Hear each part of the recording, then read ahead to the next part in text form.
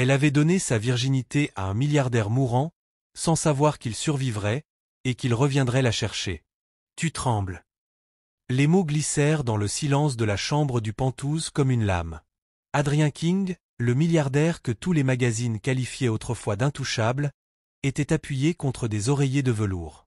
Son corps paraissait fragile, mais ses yeux sombres demeuraient inflexibles. Sa voix était rauque, froide, mais pleine d'autorité.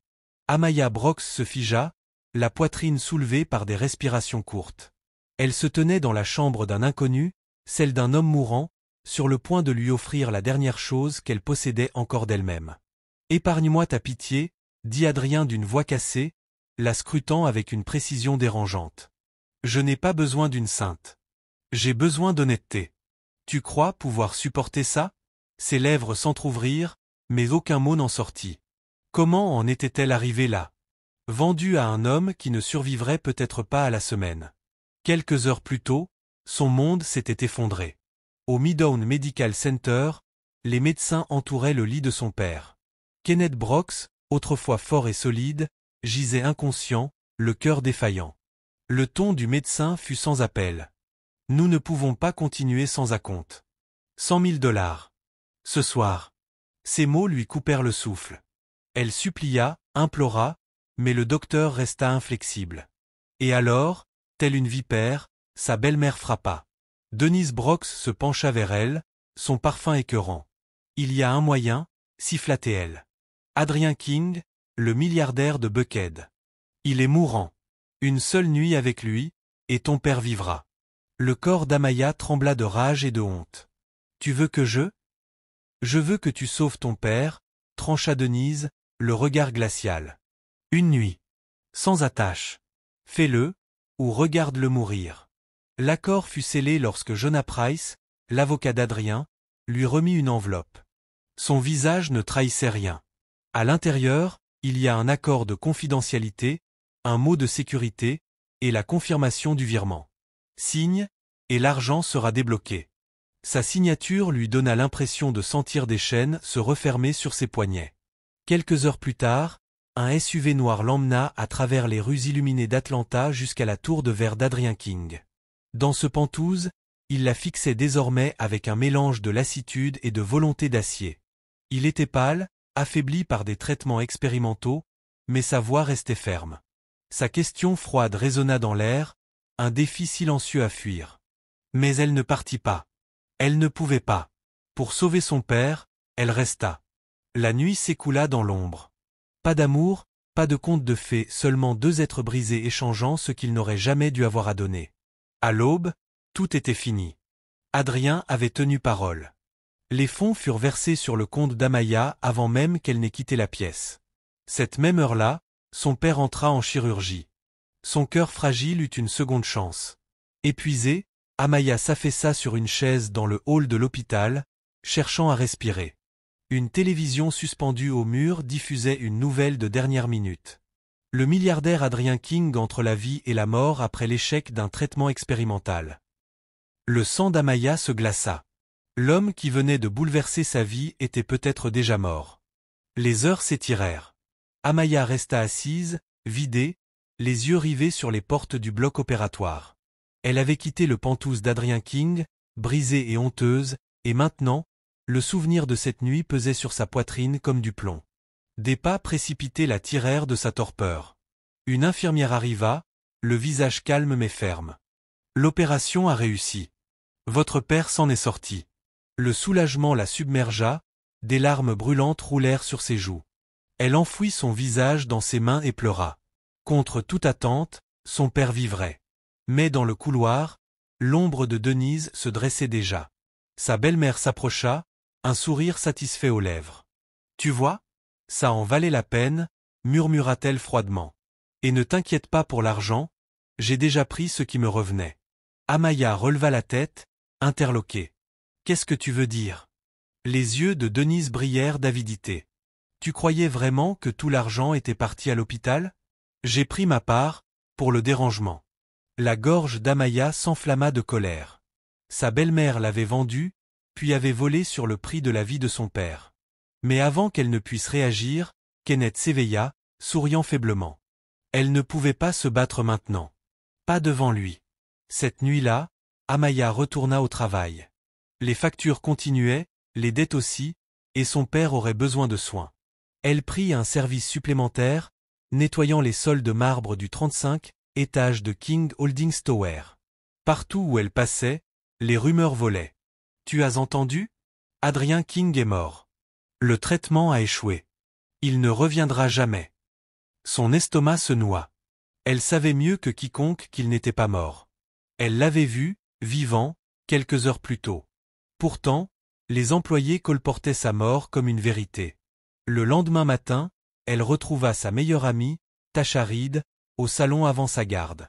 Tasha, audacieuse, les cheveux tressés en hauteur, la langue bien pendue, fronça les sourcils en voyant le visage pâle d'Amaya. « Meuf, quelque chose ne va pas. Dis-moi. » Amaya secoua la tête. « Je ne peux pas, pas maintenant. » Tasha croisa les bras. « Alors promets-moi juste une chose. Quoi qu'il se passe, tu n'as pas à affronter ça seule. Je me battrai avec toi. » Ces mots auraient dû réconforter Amaya.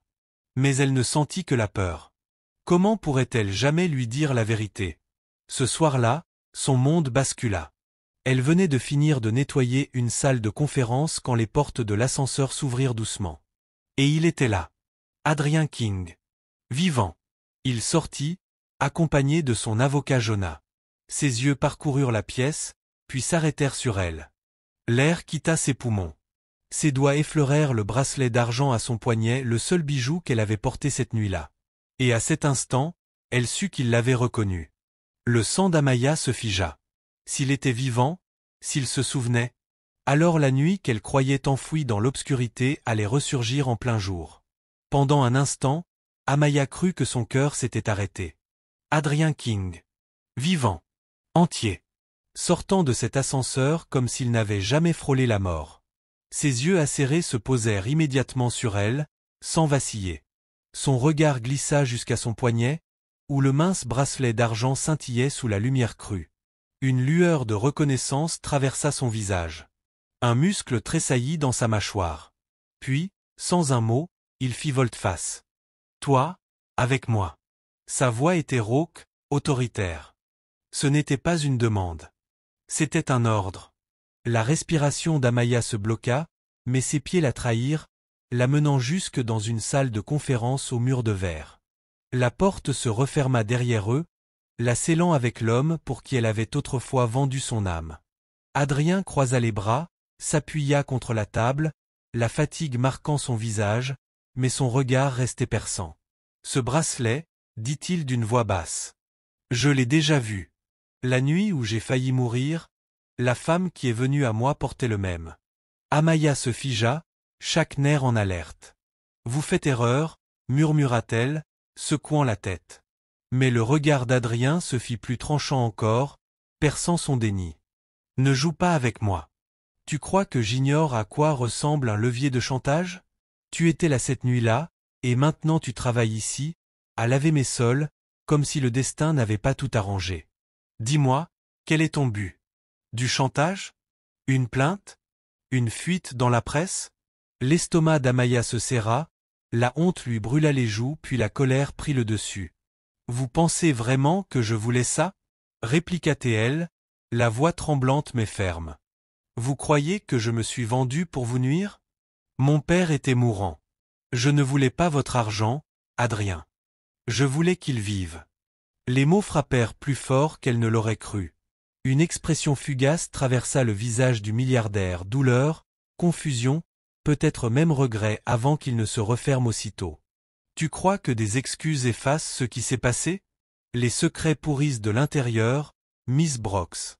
Et en ce moment, tu en détiens un qui pourrait nous enterrer tous les deux. » La porte de verre s'ouvrit brusquement avant qu'il ne puisse continuer. Jonah Price, l'avocat toujours impassible d'Adrien, entra, le téléphone collé à l'oreille, le visage livide. « Nous avons un problème, » dit-il gravement. Adrien se redressa aussitôt. « Quel genre de problème? » Jonah baissa la voix, jetant un regard inquiet vers Amaya. « Quelqu'un se prépare à tout révéler. La nuit. Les rumeurs sur ta dernière demande. » Ça pourrait sortir dans les médias d'ici quelques heures si on ne réagit pas. Le ventre d'Amaya se noua. Si le monde découvrait ce qu'elle avait fait, ce qu'Adrien avait acheté, ce ne serait pas seulement la dignité de son père qui serait détruite, ce serait sa vie à elle. La mâchoire d'Adrien se crispa. Son regard se braqua sur elle. « Tu viens avec moi. » Amaya cligna des yeux. « Quoi ? Non, j'ai du travail. »« Plus maintenant, » coupa-t-il d'un ton d'acier. « Si tu es lié à cette fuite, volontairement ou non, tu es une cible. Et je ne laisse aucune fin ouverte. La sécurité t'escorte jusqu'à ma voiture. À partir de maintenant, tu restes là où je peux te voir. » Le trajet vers Buckhead se fit dans un silence lourd, seulement troublé par le ronronnement du SUV privé d'Adrien King.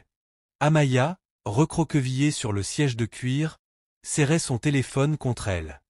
Le message anonyme tournait en boucle dans son esprit. « Ta belle-mère t'a vendu.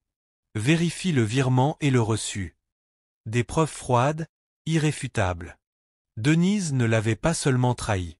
Elle avait profité de son humiliation. Mais la présence d'Adrien à ses côtés était tout aussi étouffante.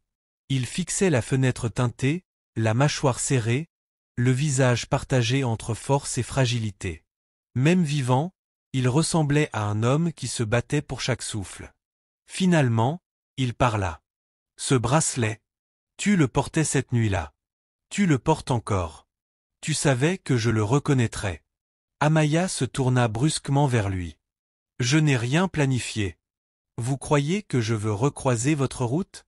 Être à nouveau entraîné dans votre monde? » Le regard d'Adrien se fit dur, scrutateur. « Le monde est déjà au courant de quelque chose. Mes ennemis se rapprochent. Le fait que tu sois apparu dans mon immeuble n'est pas un hasard. C'est une munition contre moi. » Quand le SUV entra dans la cour de sa résidence sécurisée, le cœur d'Amaya s'emballa. Des gardes la conduisirent à travers un hall étincelant de verre et d'acier. L'air sentait l'antiseptique et le bois de cèdre. Elle fut menée dans son bureau, une pièce aux hautes étagères et à un immense bureau en chêne massif. Adrien fit signe aux gardes de sortir. Seul Jonah resta, le visage grave. Adrien s'assit lentement dans son fauteuil de cuir, joignant les mains. « Soyons clairs, » dit-il d'une voix calme mais ferme. « Si cette histoire sort, ce ne sera pas seulement ma ruine. Ce sera aussi la tienne. Mon conseil d'administration exigera ma démission. La presse dévorera ton nom. Et ton père? Il deviendra dommage collatéral. » Amaya se raidit. « Alors quoi? Vous allez m'enfermer? Me menacer pour que je joue le jeu? » « Pas t'enfermer, » répondit Adrien d'un ton glacial. « Te protéger. » Jonah fit glisser un dossier épais sur le bureau. « C'est un accord, » expliqua-t-il. « Temporaire. Propre. Si vous le signez, il vous lie dans une narration publique très précise. Un faux fiançailles. Zéro intimité, une date de fin écrite, des apparitions publiques, des interviews, tout orchestré. Cela vous protège tous les deux. Elle, du scandale, lui, d'une tentative de prise de contrôle hostile. Le souffle d'Amaya se coupa. Fiançailles. Elle secoua la tête, horrifiée. Hors de question. Je ne serai pas votre marionnette. Avant qu'Adrien ne puisse répondre, le téléphone d'Amaya vibra. Un message vidéo. Son couloir d'appartement. Deux hommes en sweat noir frappaient violemment à sa porte, hurlant. Dis à la fille qu'elle ne pourra pas fuir éternellement. Son vieux doit plus qu'il ne vaut. Son sang se glaça. Elle recula, paniquée. Mon père. Adrien frappa l'accoudoir de son fauteuil. Jonah, retrouve ce numéro. Tout de suite. Mais Amaya courait déjà vers la sortie. Je dois y aller. Miss Brox, attendez. Cria Adrien.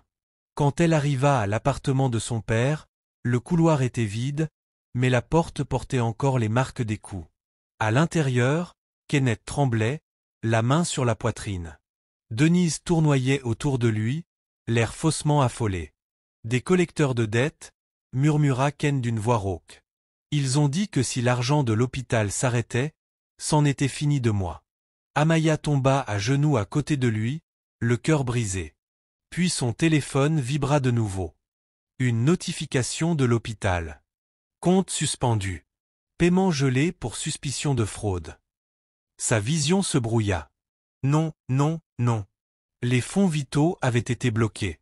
Elle n'eut pas besoin de demander qui était derrière ça. Dans le monde d'Adrien King, les ennemis jouaient sale. Et elle savait que la trace menait à Victor Sloan, le directeur des opérations, prêt à tout pour s'emparer de l'Empire. Cette nuit-là, de retour au manoir, Amaya explosa. « Ils ont gelé ses soins !» cria-t-elle, jetant son téléphone sur le bureau d'Adrien. « Mon père peut mourir à cause de vous. » Adrien se leva lentement, s'appuyant sur le dossier de sa chaise. « À cause de moi, ou parce que quelqu'un veut ma chute au point de détruire tout ce qui m'approche ?» Elle détestait qu'il ait raison. Jonas se pencha en avant, la voix calme mais ferme. « Le gel est fabriqué. Nous avons retracé la connexion de l'administrateur de l'hôpital, le réseau de Sloan. Si vous restez sans protection, ils vous écraseront pour atteindre Adrien. Mais si vous signez cet accord, il tapota le dossier. Vous survivrez tous les deux. » Les mains d'Amaya tremblaient tandis qu'elle feuilletait les pages. Une fausse fiançaille.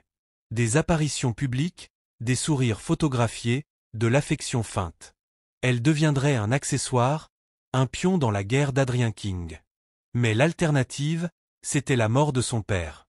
Sa plume griffonna la ligne de signature avant qu'elle ne puisse se raviser.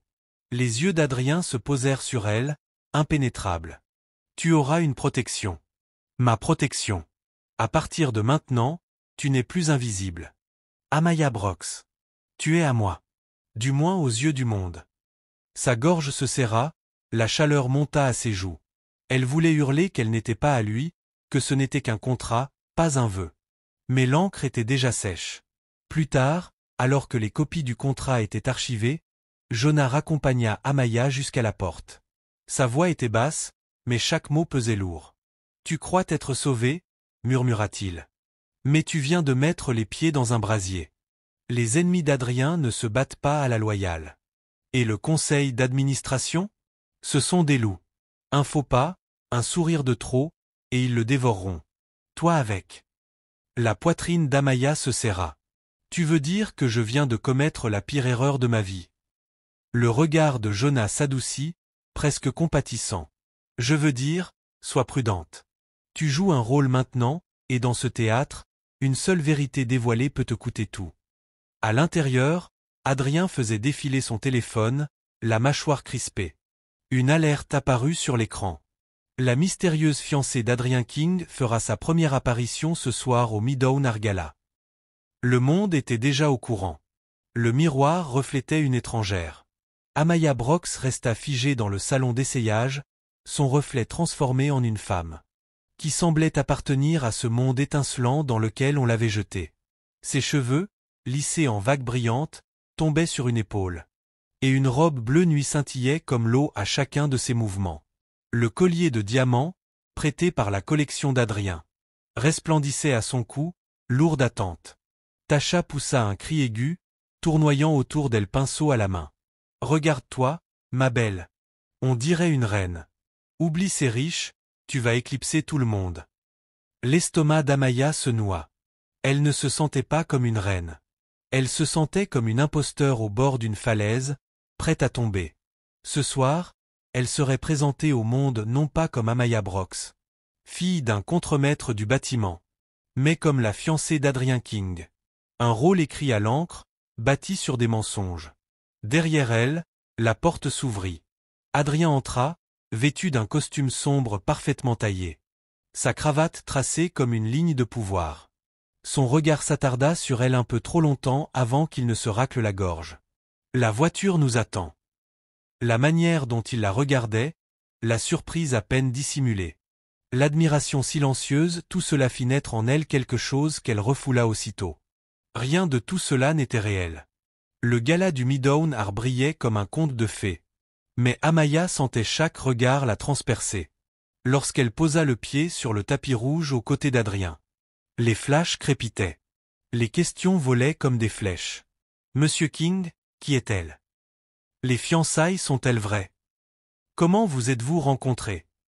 La main d'Adrien se posa légèrement dans son dos, la guidant. Son visage était impassible, comme s'il avait porté un masque toute sa vie. Amaya suivit son exemple, bien que ses genoux tremblent sous la pression. Et puis, elle la vit, Evelyn Harper. Une vision de malice raffinée, drapée de soie écarlate. Un sourire tranchant comme du verre. Elle s'avança vers eux comme un prédateur flairant sa proie. Adrien. Sa voix dégoulinait de douceur, mais ses yeux effleurèrent Amaya. Avec un mépris à peine voilé. Je ne savais pas que tu m'avais déjà remplacé. La chaleur monta aux joues d'Amaya, mais Adrien répondit avant elle. Froid et catégorique. Evelyn, voici ma fiancée, Amaya Brox. Le sourire d'Evelyn ne vacilla pas, mais son regard s'aiguisa, transperçant Amaya comme un défi silencieux. Charmant. À l'intérieur, le gala vibrait de richesse et de pouvoir. Les donateurs sirotaient du champagne sous les lustres. Les collectionneurs d'art murmuraient des offres à 6 chiffres. Et les rumeurs flottaient comme de la fumée.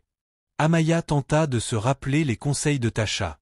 Souris, hoche la tête, ne bois pas trop vite. Et si quelqu'un t'insulte, ne laisse jamais paraître la moindre faiblesse. Le venin ne tarda pas à se répandre. Une femme élégante, perle au cou, tourna autour d'elle avec un sourire trop serré pour être sincère. Où Adrien vous a-t-il trouvé, ma chère? Dans le mannequinat, la charité. Ou quelque part de moins prestigieux. Un rire mesquin parcourut le groupe. Amaya sentit sa gorge brûler. Mais au lieu de baisser la tête, elle releva le menton. Il m'a trouvé en train de nettoyer son immeuble, dit-elle d'une voix calme. Il paraît que l'amour se moque des CV. Un silence tomba. Les rires moururent. La tête d'Adrien se tourna brusquement vers elle. Et bien que son visage reste impassible, quelque chose brilla dans son regard, de la fierté, peut-être même de l'admiration.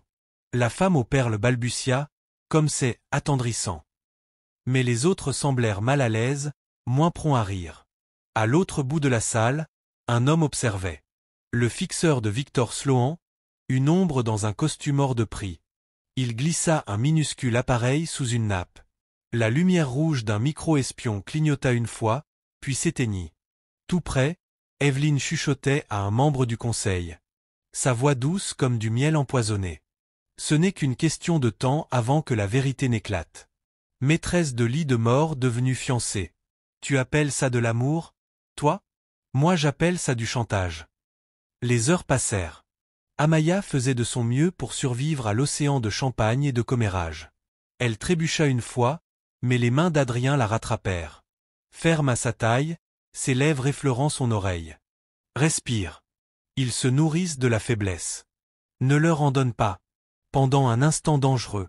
Ces mots sonnèrent moins comme une stratégie que comme une promesse de protection. Mais l'illusion se brisa lorsqu'un flash éblouissant jaillit.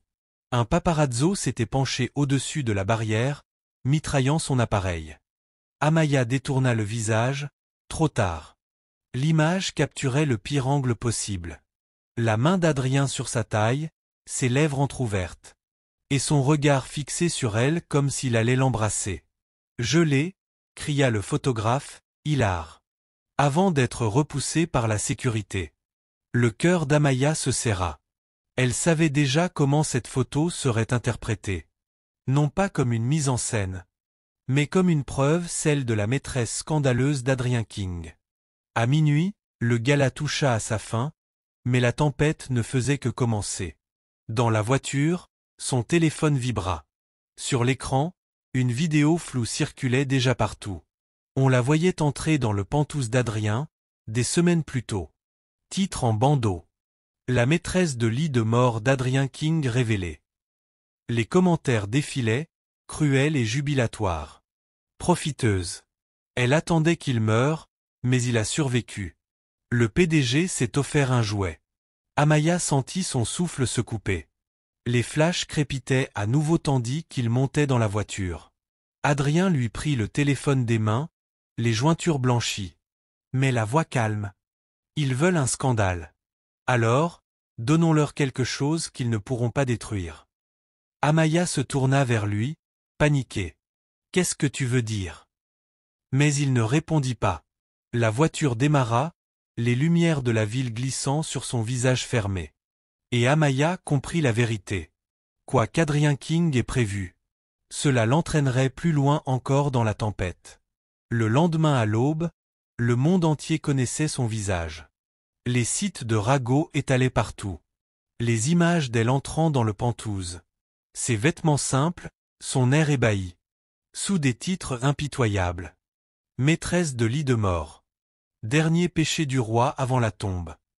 Devant la maison d'Adrien, une foule les attendait. Journalistes, curieux, téléphone brandi. Certains criaient son nom, d'autres l'insultaient. Profiteuse. Briseuse de foyer. Combien il t'a payé? Amaya serra son sac contre elle, le cœur battant à tout rompre. Son père se remettait encore à l'hôpital. Et si ce chaos l'atteignait, il ne le supporterait pas. Adrien sortit du SUV noir à ses côtés. Les cris redoublèrent, les flashs éclatèrent. Pendant un instant, Amaya se sentit mise à nu. Comme une proie au milieu des loups. Et puis Adrien prit sa main. Sa paume était chaude, ferme, inébranlable. Il entrelaça leurs doigts, les leva pour les caméras. Et sa voix fendit le vacarme. Ma fiancée mérite le respect. La foule se figea, surprise. Les photographes redoublèrent. Mais la tension avait basculé. Il ne la cachait pas. Il la revendiquait. Le souffle d'Amaya se bloqua, son cœur cognant dans sa poitrine. Elle tenta de se rappeler que tout cela n'était qu'un rôle. Qu'un contrat. Pourtant, à cet instant précis, la manière dont il la protégeait, la conviction dans sa voix, tout cela semblait terriblement réel. Mais la sécurité fut de courte durée.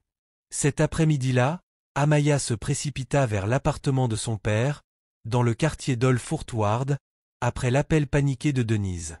Son sang se glaça lorsqu'elle trouva deux hommes costauds en blouson de cuir traînant dans le couloir, leurs yeux durs et prédateurs. « Où est l'argent, gamine ?» lança l'un d'eux d'un ton moqueur, lui barrant le passage. « Les dettes de ton vieux ne disparaissent pas juste parce qu'un riche t'achète une robe. » De l'intérieur, la voix faible de son père s'éleva. Amaya, ne, avant qu'une toux ne l'interrompe violemment. L'adrénaline lui hurla dans les veines. Laissez-le tranquille, cria-t-elle en tentant de passer, mais les hommes se rapprochèrent, leurs ombres avalant le couloir. Avant qu'ils ne puissent faire un pas de plus, des phares traversèrent les stores brisés. Un convoi de SUV noir freina brusquement au pied de l'immeuble. La sécurité d'Adrien King envahit le couloir, arme à la ceinture mais autorité brûlante dans le regard. Puis Adrien apparut lui-même, costume impeccable, colère glaciale dans les yeux. « Éloignez-vous d'elle » ordonna-t-il d'une voix coupante comme la lame d'un hiver. Les brutes hésitèrent, jaugeant le prix de la désobéissance. La voix de Jonah trancha l'air alors qu'il brandissait son téléphone. « Le commissariat est déjà en ligne. Si vous ne partez pas maintenant, vous serez en cellule avant la fin de l'heure. » Les hommes reculèrent à contre-cœur, crachant des insultes en descendant les escaliers. Les jambes d'Amaya vacillèrent, mais Adrien la rattrapa par le coude, la soutenant avec une délicatesse inattendue, comme si elle était faite de verre. Pendant une seconde, leurs visages furent si proches qu'elle sentit son souffle. Ses yeux sombres croisaient les siens avec autre chose que de la colère, quelque chose de protecteur, de brut, presque tendre. « Tu ne fonces plus seul dans le feu » murmura-t-il. « Plus maintenant. » Le cœur d'Amaya trébucha. Elle ouvrit la bouche pour répondre, mais une infirmière surgit de la chambre, paniquée. « Votre père est en détresse. » Le moment éclata comme du verre. Adrien réagit aussitôt, donnant des ordres, conduisant lui-même Ken à Midtown Medical. Jonah coordonnait déjà avec le personnel médical tandis qu'Amaya courait aux côtés du brancard, le couloir se brouillant sous ses larmes. Adrien, grand et déterminé, ne faiblit pas une seconde. Il n'était plus seulement un PDG milliardaire. Il était un homme prêt à se battre pour la vie de son père, aussi farouchement qu'elle. Ils atteignirent la salle, les alarmes hurlant, les infirmières s'affairant. Amaya s'agrippa à l'encadrement de la porte, le visage ruisselant, tandis qu'Adrien restait derrière elle, solide, calme au cœur de la tempête. Les minutes s'étirèrent en une éternité, jusqu'à ce que le bip du moniteur se stabilise enfin. « Il est stable » annonça la nurse d'une voix lasse. Mais il doit se reposer. Pas d'autre choc cette nuit. Amaya s'effondra presque de soulagement, le souffle tremblant. Quand elle se retourna, Adrien était toujours là, fidèle, immobile. Leurs regards se croisèrent, et pendant une seconde imprudente, l'air changea. Sa main se leva, effleurant une mèche sur la joue d'Amaya. Le monde sembla se taire, ne laissant plus que le battement fou de son cœur. Leurs visages se rapprochèrent, un souffle les séparait encore. Puis la réalité s'abattit. Le contrat. Les règles. La clause de non-intimité. Amaya recula brusquement, la honte lui montant aux joues. Adrien serra la mâchoire, silencieux. Il n'avait pas besoin de parler.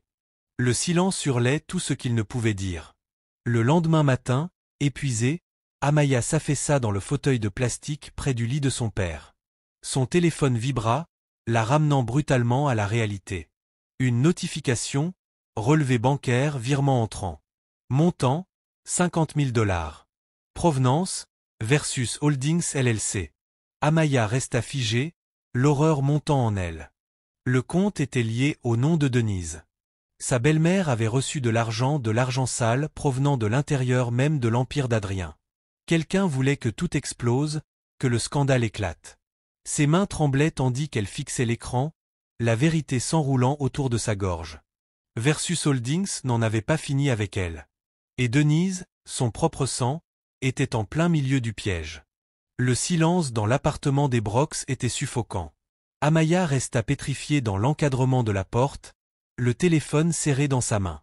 Les chiffres brillaient encore sur l'écran. 50 000 $, transférés sur le compte de Denise. La voix de sa belle-mère résonnait depuis la cuisine, douce, légère, fredonnant un vieux morceau de R&B comme si le monde ne s'écroulait pas autour d'elle. La rage d'Amaya explosa. Elle entra d'un pas furieux, jetant le téléphone sur le comptoir avec une telle force que Denise sursauta, manquant de lâcher le couteau avec lequel elle tranchait des pêches. « C'est quoi ça ?» cria Amaya, la voix tremblante de colère. Denise cligna des yeux, feignant l'innocence. « Quoi donc ? Ne joue pas avec moi !» hurla Amaya, sa voix se brisant. Ce transfert, de Versus Holdings. 50 000 $. Le même jour où l'opération de papa a été payée. Tu m'as vendu, et en plus t'as pris ta part. Le masque tomba instantanément. Les lèvres de Denise se tordirent entre culpabilité et défi. Et alors ? Répliqua-t-elle sèchement. Tu crois que l'hôpital allait avoir pitié de nous ? Que supplier allait sauver ton père ? C'est moi qui ai réglé le problème. J'ai fait ce qu'il fallait et j'ai bien mérité ma part. Amaya recula, comme frappée de plein fouet. Tu as profité de mon humiliation. Le couteau s'abattit violemment sur la planche. Humiliation ? Tu as sauvé la vie de ton père. Sans moi, tu serais en train de pleurer sur sa tombe. Tu te prends pour une sainte ? Non, ma fille. Tu es juste naïve. Tu as donné à cet homme ce qu'il voulait. Moi, j'ai fait en sorte que ça compte. C'est toute la différence entre toi et moi. Les larmes brouillèrent la vue d'Amaya. La colère monta, acide, brûlante. Tu me dégoûtes. Les mots tombèrent, tranchants, définitifs. Plus tard dans la nuit, elle s'enfuit à l'hôpital, incapable de supporter plus longtemps le venin de Denise. Son père dormait, respirant faiblement, des tubes encore collés à sa peau. Amaya s'assit à son chevet, serrant sa main fragile, murmurant des promesses qu'elle n'était pas sûre de pouvoir tenir. Elle ne l'entendit pas entrer. Ce fut d'abord son reflet dans la vitre, puis sa voix, grave et mesurée. Je ne voulais pas m'imposer. Amaya se raidit, essuyant ses joues. Alors ne le fais pas. Mais il ne partit pas. Il resta, à quelques pas, les traits assombris. J'en ai entendu assez, dit-il. À propos de ta belle-mère. Et de l'argent. Tu crois que je ne reconnais pas la trahison quand je la vois ? Sa colère se retourna contre lui. Et pourquoi tu es là, hein ? Pour me rappeler à quel point je suis piégé ? Pour me prévenir encore de mon rôle ? La voix d'Adrien se fit soudain plus douce. Non. Pour te dire que la nuit qu'on a partagée, ce n'était pas juste une transaction pour moi. Ça m'a changé. Le cœur d'Amaya se serra, douloureux. Elle voulut crier, lui dire d'arrêter d'enrober ce qui n'avait été qu'un acte de désespoir. Mais son ton n'avait rien de manipulateur cette fois. Seulement une vérité nue. Tu crois que je voulais passer mes derniers jours avec une étrangère? Continua-t-il, son regard fixé sur elle. Non. Mais tu m'as offert quelque chose que personne d'autre ne m'avait donné. L'honnêteté. Et ça, je ne l'oublierai jamais. La gorge d'Amaya se noua. Elle voulut parler, mais aucun son ne sortit. Le lendemain, Tasha fit irruption dans l'appartement, brandissant un dossier qu'elle avait réussi à obtenir grâce à une amie travaillant chez King Holdings. « J'ai trouvé quelque chose », annonça-t-elle, haletante. Ce compte de Versus Holdings, il est relié à Victor Sloan. Le sang d'Amaya se glaça. Victor Sloan. Le directeur des opérations. L'ennemi juré d'Adrien. Sa belle-mère ne l'avait pas seulement trahi, elle avait accepté de l'argent sale venant du rival d'Adrien. Tasha la saisit par le bras. Ce n'est plus seulement ton histoire, Amaya. Ils se servent de toi comme d'une arme contre lui. Le soir venu, le chaos la rattrapa une fois de plus, cette fois sous les projecteurs. Adrien devait assister à un dîner caritatif au centre-ville, et elle n'avait pas d'autre choix que d'y paraître à son bras. Les caméras adoraient le spectacle. Adrien King, revenu d'entre les morts, marchant fièrement aux côtés de sa mystérieuse fiancée. Mais le monde, lui, ne se figea pas pour leurs apparences. Evelyn Harper entra en scène avec une précision calculée. Elle se glissa à côté d'Adrien, poussa un soupir parfaitement étudié, sa main effleurant sa manche, ses lèvres frôlant presque sa joue. « Oh, Adrien » minauda-t-elle, bien assez fort pour que les photographes l'entendent. « Je suis si heureuse que tu sois en vie. » Les flashs crépitèrent comme des feux d'artifice, capturant l'angle parfait. On aurait dit un baiser, une étreinte d'amant retrouvé. Amaya se figea. L'humiliation la submergea, brûlante et suffocante. Chaque murmure qu'elle avait enduré, chaque commentaire cruel en ligne, chaque titre la traitant de maîtresse venait d'être confirmé par cette scène soigneusement orchestrée. Son cœur se serra, tiraillé entre la rage et la douleur, jusqu'à lui couper le souffle. Elle ne pouvait plus supporter ça. Plus jouer la fiancée docile pendant qu'on faisait d'elle une risée publique. Elle se leva brusquement. La chaise racla le sol de marbre dans un grincement qui fit taire la salle entière. Adrien tourna la tête, surpris. « Amaya !» Mais elle ne le laissa pas finir. « C'en est fini », dit-elle d'une voix basse mais tremblante d'émotion. « Tu voulais une actrice, Adrien ? Trouvant une autre. Je ne jouerai plus ton rôle. » Des murmures choqués parcoururent la salle. Des téléphones se levèrent, filmant chaque seconde. Amaya arracha la bague étincelante de son doigt et la jeta sur la table, le métal résonnant comme un coup de tonnerre. Le visage de Jonah pâlit. La mâchoire d'Adrien se crispa. Et Evelyn, elle, esquissa un mince sourire. Puis, comme si elle attendait ce moment depuis toujours, Evelyn Harper s'avança, un dossier en cuir à la main. Sa voix suinta de venin. « Voici la preuve », déclara-t-elle en tendant le dossier au journaliste le plus proche. Cette fiançaille n'est qu'une mise en scène de relations publiques. Les caméras s'emballèrent. Les reporters se ruèrent vers eux. Adrien fit un geste brusque, comme s'il allait arracher le dossier, mais c'était trop tard. La tempête avait éclaté. Et Amaya se tenait en plein cœur de l'orage, son monde s'effondrant à nouveau autour d'elle. Le lendemain, la salle du conseil de King Holdings Tower était plus glaciale que n'importe quelle chambre d'hôpital qu'Amaya ait jamais connue. Les murs de verre surplombaient la ville d'Atlanta, mais rien ne pouvait atténuer la tension qui saturait l'air. Des hommes et des femmes en tailleur impeccable étaient assis autour de la longue table d'obsidienne, leurs regards oscillant entre Adrien King, au bout de la table, et Victor Sloan, qui arborait un sourire satisfait. Amaya, installée à côté d'Adrien, se sentait comme un agneau traîné dans l'antre des lions.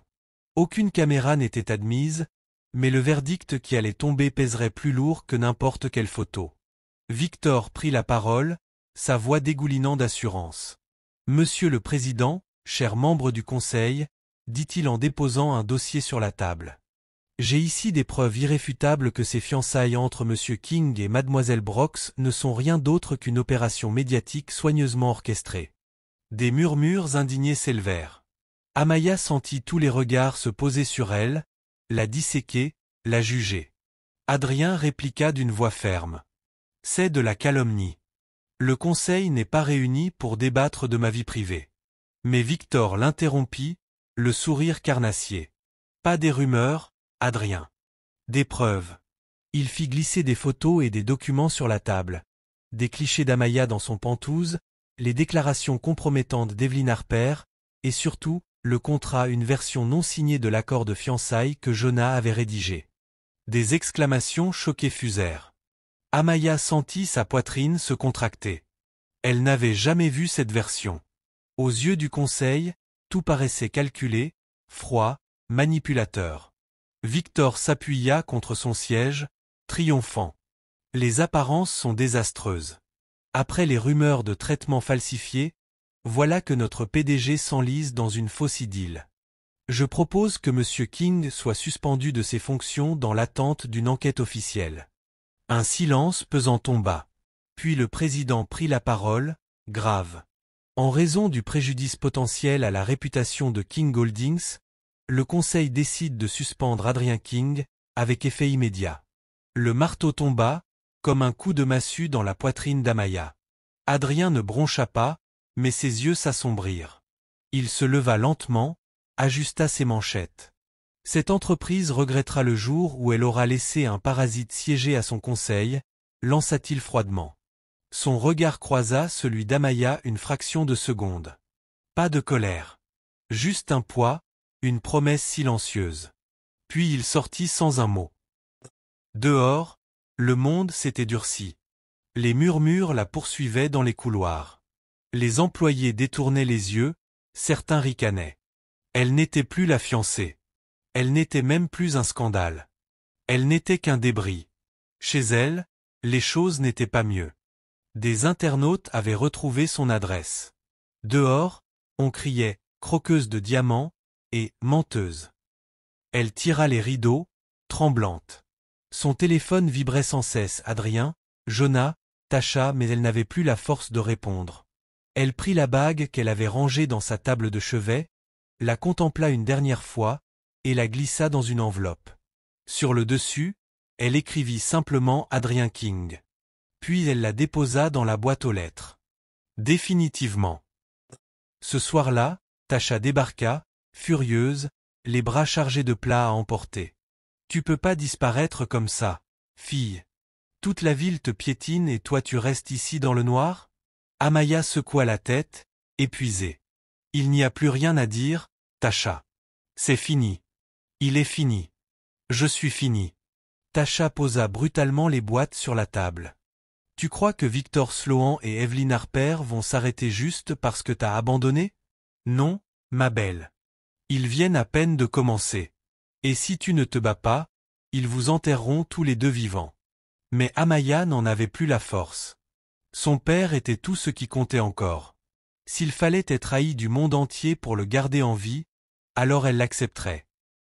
Le lendemain matin, elle se réveilla avec le visage d'Evelyn Harper affiché sur toutes les chaînes d'infos. La mondaine, impeccable dans une blouse de soie crème, arborait un sourire d'une froideur tranchante. « Je ne parle que par souci pour Adrien », déclara-t-elle d'un ton mielleux à l'intervieweur. « Il est vulnérable, et je déteste le voir manipulé. Cette fille, Amaya? Ce n'est pas une fiancée. C'est un accessoire. Une arnaque montée pour protéger son empire tout en remplissant ses poches. » Amaya serra le bras du canapé si fort que ses jointures blanchirent. La prestation d'Evelyn était irréprochable, une préoccupation feinte, mêlée de venin. De la sympathie enveloppant du poison. À la fin du segment, l'opinion publique avait encore basculé. De nouveaux hashtags explosaient de colère.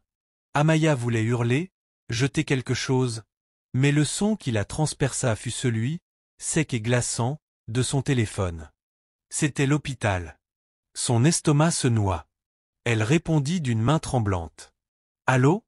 La voix de l'infirmière était pressée, tendue. « Mademoiselle Brox, je suis désolé de vous informer que l'assurance de votre père a été signalée pour fraude. La couverture a été refusée. À moins que le solde ne soit réglé ce soir, il sera transféré hors des soins intensifs. » Les genoux d'Amaya cédèrent. « Non, non, ce n'est pas possible. Il a besoin de soins. Il va mourir. »« Je suis vraiment désolé, » répondit la femme, d'un ton usé par l'habitude. « Mais sans paiement, nous ne pouvons rien faire. La ligne se coupa. Amaya s'effondra au sol, le téléphone glissant de sa main. Elle avait perdu Adrien. Elle avait perdu le public. Et maintenant, elle risquait de perdre son père. Les murs de son appartement semblaient se refermer sur elle. Les voix de la foule dehors se faisaient plus fortes, plus cruelles. Et pour la première fois depuis le début du cauchemar, Amaya se demanda si elle aurait encore la force de se battre. Les lumières fluorescentes de Midtown Medical bourdonnaient faiblement au-dessus d'Amaya, adossée au mur stérile à l'extérieur de la chambre de son père. Son cœur battait si fort qu'elle n'entendait plus le passage des médecins. Ken Brox gisait à l'intérieur, branché à des tubes, le faible mouvement de sa poitrine prouvant qu'il se battait encore. Mais tout cela ne servirait à rien si l'hôpital l'expulsait. Amaya se massa les tempes, retenant les larmes qui brûlaient ses yeux. Ses mains tremblaient lorsqu'elle ouvrit son sac. À l'intérieur, une enveloppe matelassée, celle qu'elle avait utilisée pour renvoyer la bague de fiançailles à Adrien King. Elle s'était dit que c'était une façon de tourner la page. Mais à cet instant, c'était une bouée de secours. Peut-être le prix du prochain souffle de son père. Elle la serra fort. Si elle revendait la bague, si un bijoutier acceptait de la prendre, elle pourrait peut-être payer les médicaments. Acheter du temps. Le seul bien qui lui restait. Cette nuit-là, le quartier du West End d'Atlanta semblait plus froid que d'habitude. Les enseignes au néon des prêteurs sur gage clignotaient comme des étoiles épuisées. Amaya entra dans le 3e magasin qu'elle essayait. Un homme corpulent, à la chevelure clairsemée, leva les yeux du comptoir, son regard se fixant immédiatement sur l'éclat du diamant. « D'où vient ça » demanda-t-il, la voix pleine de soupçons. « C'est à moi » mentit-elle d'une voix plate. « Un bijou de famille. J'ai juste besoin d'argent. » Il fit tourner la bague sous la lumière crue, un sourire narquois aux lèvres. « Ça vaut une fortune, mais tu ne sortiras pas d'ici avec plus qu'1 dixième. » Amaya mordit l'intérieur de sa joue. « Combien » Il griffonna un chiffre sur un bout de papier et le poussa vers elle. C'était à peine une fraction de la valeur du bijou, mais assez pour les médicaments. Elle ferma les yeux, puis hocha la tête.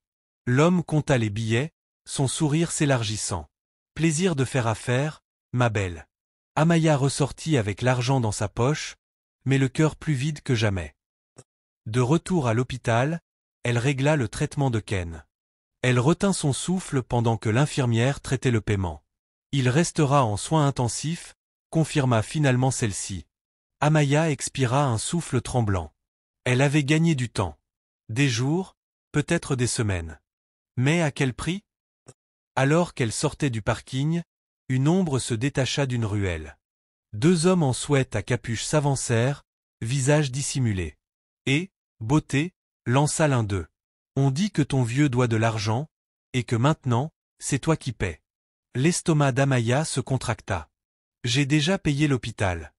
Vous n'avez aucun droit. » L'homme lui attrapa le poignet, le tordant brutalement. « Les dettes de ta belle-mère ne disparaissent pas, poupée. Si tu veux que papa continue à respirer, trouve un moyen de payer pour lui aussi. » Amaya se dégagea, la peur se muant en colère. « Ne l'approchez plus. Ni lui, ni moi. » Ils éclatèrent de rire, s'éloignant dans la nuit. Mais la menace resta suspendue dans l'air, comme de la fumée. Le lendemain matin, Amaya retrouva son père stable mais affaibli. Le soulagement se mêlait au désespoir. Elle resta assise à son chevet, lui caressant la main, murmurant des promesses qu'elle n'était pas sûre de pouvoir tenir. Son téléphone vibra. Une nouvelle notification. Evelyn Harper fait don de millions à Midtown Medical. Sauve des patients en crise. Amaya se figea. Sur la photo, Evelyn souriait, radieuse, une main posée sur le mur des donateurs. Mais Amaya comprit aussitôt. Ce don, celui qui avait levé le signal de fraude, ne venait pas d'Evelyn. Il venait d'Adrien. Jonah avait dû arranger ça. Evelyn avait volé le mérite. Son sang bouillonna. Evelyn avait pris la seule chose qui lui restait, sa dignité, et l'avait transformée en trophée. Plus tard dans la journée, Tasha débarqua dans la cafétéria de l'hôpital, le téléphone à la main. « Meuf, je le savais. Regarde. » Elle posa l'écran devant Amaya, un tableau rempli de photos, de documents, reliés par des flèches rouges. Au centre, Victor Sloan. Autour, des sociétés écrans, dont Versus Holdings. Tasha, balbutia Amaya. Écoute, continua Tasha. J'ai eu la confirmation par mon ami chez King Holdings. Victor est derrière le signalement de fraude qui a failli tuer ton père. Et il est lié à la société qui a payé Denise. La gorge d'Amaya se serra. Denise. Sa propre belle-mère. Le puzzle se refermait, et le tableau qu'il formait était pire qu'elle ne l'aurait imaginé. Denise l'avait vendu. Victor tirait les ficelles. Evelyne s'était faite passer pour une sainte. Et Adrien, elle l'avait perdu dans la tempête. Tasha lui prit la main. On peut les faire tomber. Jonah monte un dossier. Il nous faut juste assez de preuves pour faire brûler tout leur château de cartes. Amaya voulait y croire, mais elle se sentait vide. Le fond du gouffre, ce n'était pas qu'une métaphore. C'était un endroit. Et elle y était. Cette nuit-là, elle marcha seule sur le parking de l'hôpital. Ses pas résonnaient dans le vide. Elle pensa à Adrien. L'homme froid du premier soir. Mais aussi celui qui avait risqué sa réputation pour elle. Celui qui avait sauvé son père en secret. Son cœur se serra. Elle voulut l'appeler. Lui dire merci. Mais, et s'il ne répondait pas? Et s'il la détestait pour l'avoir rejetée? Elle fixa l'écran jusqu'à ce qu'il s'éteigne. Incapable d'appuyer sur appeler. Alors elle murmura. Merci, Adrien. Et quelque part, à travers la ville, dans un Penthouse vidé de tout éclat, Adrien King fixait le même ciel.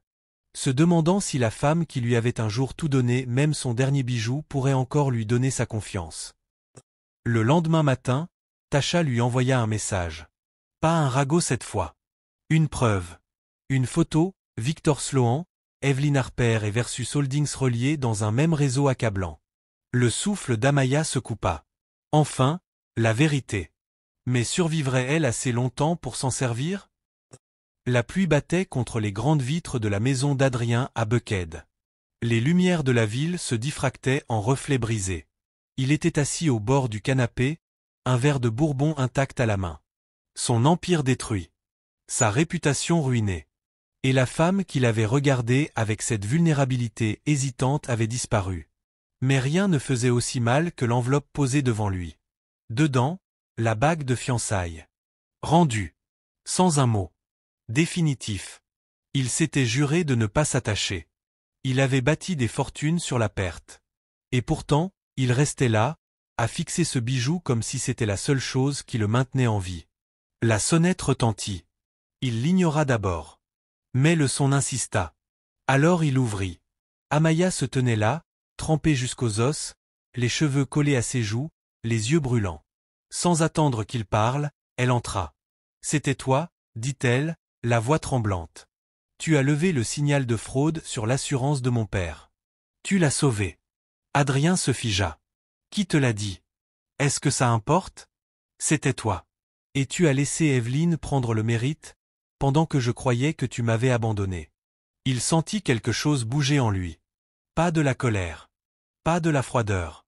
De l'épuisement. Je me fichais du mérite, Amaya. Ce qui comptait, c'était que ton père vive. Les larmes lui montèrent aux yeux. Pourquoi tu ne m'as rien dit? Pourquoi tu ne m'as pas laissé savoir? Il s'approcha, doucement. Parce qu'à chaque fois que j'essayais, tu me repoussais. Et je me suis dit que peut-être, tu voulais que je disparaisse. Elle rit à travers ses sanglots. Disparaître? Depuis que ma belle-mère m'a vendu, je me noie. Et le seul qui a essayé de me sauver, c'est l'homme que je croyais haïr. Le silence s'étira, brisé seulement par le tonnerre dehors. Adrien leva une main, hésitant. Alors dis-le, Amaya. Tu me hais? Elle le fixa, tremblante. Non, je ne t'ai jamais haï. Ces mots le brisèrent.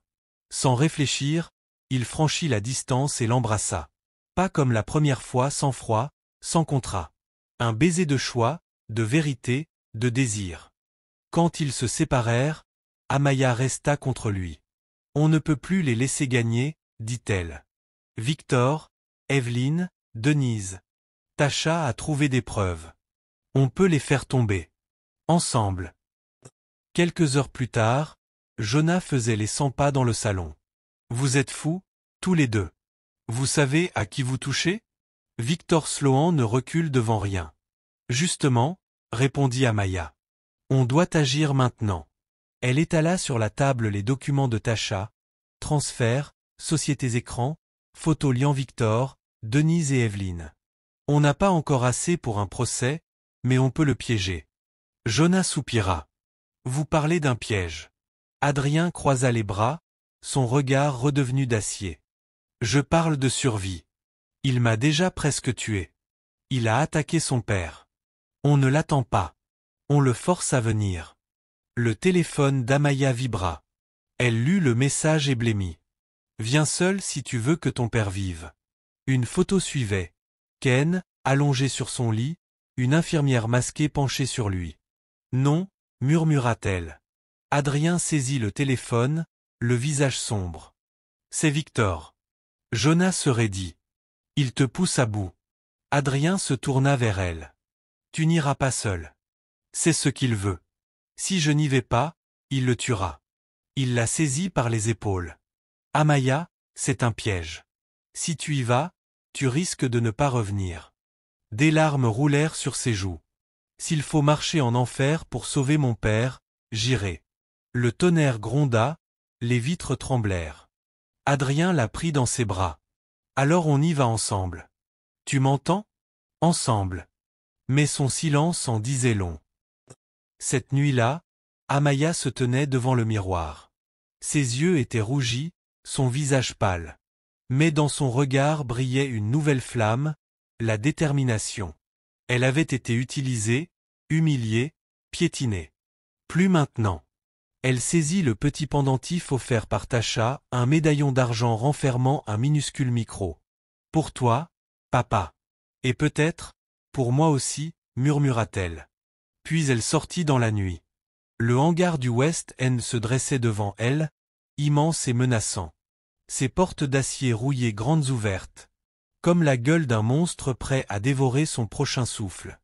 Amaya entra, ses talons claquant contre le béton humide, son cœur battant si fort qu'il résonnait dans ses oreilles. Une porte d'acier se referma brusquement derrière elle. La voix de Victor Sloan résonna dans l'obscurité, lisse et venimeuse. « Bienvenue, mademoiselle Brox. C'est courageux à vous de venir seule. » Amaya redressa le menton, même si la peur lui rongeait la colonne vertébrale. « Où est mon père ?» demanda-t-elle. Victor sortit de l'ombre, un sourire cruel aux lèvres. « En vie, pour le moment. Cela dépend entièrement de vous. » Au-dessus d'eux, dissimulé sous le pendentif argenté qu'elle portait à la gorge, le minuscule micro de son médaillon clignotait en rouge. L'enregistreur de Jonah captait tout et de l'autre côté de la ville, Adrien King était déjà en route. L'entrepôt empestait l'huile et la rouille, un parfum étouffant de décomposition. De l'eau tombait des tuyaux au-dessus d'elle, chaque goutte résonnant dans le vaste espace comme un métronome cruel comptant les secondes avant la catastrophe. Amaya fut poussée en avant par un des hommes de Victor. La porte d'acier se referma derrière elle, un fracas métallique qui vibra jusque dans ses os. Sa respiration se bloqua. Chaque nerf lui hurlait de fuir. Mais l'image de son père Ken, dans ce lit d'hôpital, la perfusion branchée, la mystérieuse infirmière masquée à son chevet la retint. Elle ne pouvait pas courir. Pas si cela mettait sa vie en danger. Victor émergea des ténèbres telle une araignée sortant de sa toile, vêtu d'un costume gris anthracite d'une élégance absurde dans un tel lieu. Son sourire était lent, calculé, et ses yeux brillaient de cette arrogance propre à ceux qui pensent contrôler toutes les pièces sur l'échiquier. « Eh bien, mademoiselle Brox, dit-il d'une voix qui résonna dans l'entrepôt. Vous êtes venue, comme je le savais. Seule, désespérée, fidèle jusqu'à la faute. Prévisible. » Amaya serra les poings et força sa voix. « Où est mon père ?» Victor fit un signe, et un grand écran s'alluma au fond de la pièce. Le flux vidéo montrait la chambre d'hôpital de Ken, le bip régulier du moniteur cardiaque, le masque à oxygène, la poitrine qui se soulevait faiblement et à son chevet, la nurse, visage caché derrière un masque chirurgical. La poitrine d'Amaya se serra. « Si vous lui faites du mal !» Victor éclata de rire. « Détendez-vous. Il est vivant pour l'instant. Mais s'il le restera, dépend de vous. Sous son pendentif, le petit micro rouge continuait de briller. Chaque mot, chaque menace, était transmis à Jonah et Adrien. Elle pria pour que la connexion tienne. Victor commença à tourner autour d'elle lentement, comme un prédateur savourant la peur de sa proie. « Tu sais ce que ta belle-mère a fait pour moi ? Elle s'est montrée ingénieuse. Elle m'a vendu ta loyauté. Pour un bon prix. Et je me suis dit, pourquoi pas ? La dernière nuit d'un homme mourant devrait être mémorable. Seulement voilà, Adrien King n'est pas mort. Comme c'est fâcheux. » L'estomac d'Amaya se tordit. Il savait. Il savait tout. Victor se pencha vers elle, son souffle chaud contre son oreille. Mais ne t'inquiète pas. Je vais finir le travail. Et quand Adrien King ne sera plus que cendre, tu pourras ramper de nouveau vers le caniveau d'où tu viens. Sa main la démangeait de le gifler. Mais elle se contint, plus il parlait, plus il se pendait avec sa propre corde. Les lumières vacillèrent. Un grondement sourd monta de l'extérieur. Puis des phares percèrent la nuit. Le SUV noir d'Adrien King freina brusquement devant l'entrepôt, le moteur grondant comme une bête libérée. Le sourire de Victor s'effaça. La porte d'acier gémit sous la pression avant de s'ouvrir d'un coup. Adrien entra, trempé par la pluie, sa présence emplissant la pièce comme une tempête devenue humaine. Derrière lui, Jonah suivait, oreillette à l'oreille, chaque mouvement calculé. « Éloignez-vous d'elle » ordonna Adrien d'une voix de tonnerre. Victor leva les bras d'un air moqueur. « Ah, l'homme qui refuse de mourir. Quelle poésie. Tu viens sauver ta petite catin ?» La mâchoire d'Adrien se crispa. Elle n'a jamais été une catin. C'est elle, la raison pour laquelle je respire encore. Pour la première fois, le sourire de Victor se fissura. Puis le chaos éclata. Un des hommes de Victor bondit, une lame brillant dans sa main. Adrien l'intercepta, son poing s'abattant sur sa mâchoire avec un craquement sinistre. Un autre surgit derrière. Jonah le repoussa et balança une barre de fer avec une férocité inattendue. Amaya recula, le cœur battant à tout rompre, tandis que l'entrepôt se transformait en champ de bataille. Adrien se battait comme un possédé, chaque coup nourri par des semaines de rage, de trahison et de désespoir. Le sang éclaboussait le béton. Les cris résonnaient, l'air saturé de la senteur métallique de la violence. Et au milieu de tout ça, Victor observait calme, calculateur. Evelyn Harper apparut alors, sortant de l'ombre. Ses cheveux parfaits, ses talons de luxe, paraissaient presque irréels sur ce sol crasseux. Ses yeux s'écarquillèrent face au chaos, ses mains tremblaient. « Victor, ce n'est pas ce qu'on avait prévu. » « Silence » gronda-t-il. « Tu voulais retrouver ta place auprès d'Adrien ? C'est le prix. » Evelyn recula, la peur perçant enfin sous son masque parfait. Adrien, haletant, plaqua un autre homme au sol. Son regard croisa celui de Victor. « Ça se termine ce soir. » Victor éclata de rire, sortant une arme de sa veste. « Oh, là-dessus, nous sommes d'accord. » Le monde sembla se figer. Amaya retint son souffle. Jonah leva lentement la main.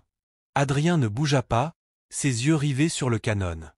Victor pencha la tête. « Tu sais pourquoi on t'a diagnostiqué en phase terminale, Adrien ? Parce que c'est moi qui l'ai décidé. J'ai falsifié les analyses, manipulé les résultats. Tu n'étais pas mourant. Pas avant que je ne le décide. » Amaya haleta. Les mots étaient une confession d'or. Chaque syllabe, une preuve. Son médaillon rougeoyait plus fort. Dans l'oreillette d'Adrien, la voix de Jonah crépita. « On l'a eu. Tout. Chaque mot. » Mais Victor continua, arme toujours levée. « Tu crois qu'on bâtit des empires avec du talent ? Non. Le seul pouvoir qui compte, c'est l'argent. Et ce soir, je viens encaisser. » Adrien bougea plus vite qu'Amaya ne l'aurait cru possible. Il se jeta sur Victor, frappant son bras au moment où le coup partit. Le tir claqua, assourdissant, ricochant sur les poutres d'acier. Des cris. Le chaos. Evelyn recula en hurlant, les mains sur les oreilles. L'arme glissa au sol. Amaya plongea, les genoux écorchés contre le béton, et saisit le pistolet. Un instant, le poids froid de l'arme dans ses mains la paralysa. Pouvait-elle tirer? Victor rugit, repoussant Adrien, et fonça sur elle, le regard fou.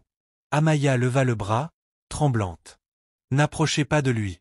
Victor s'immobilisa, un rire nerveux montant dans sa gorge. Tu ne tireras pas. Tu es trop douce, trop faible. Mais avant qu'Amaya ne puisse répondre, des lumières rouges et bleues inondèrent les fenêtres de l'entrepôt. Les sirènes hurlaient, se rapprochant de plus en plus. Jonah esquissa un sourire, le sang coulant sur sa lèvre. Le spectacle est terminé, Victor. Les yeux de Victor se plissèrent. Il se retourna brusquement, heurtant un baril du coude. Un liquide se déversa sur le sol. L'odeur âcre de l'essence envahit aussitôt l'air. « Oh non !» murmura Amaya, horrifiée.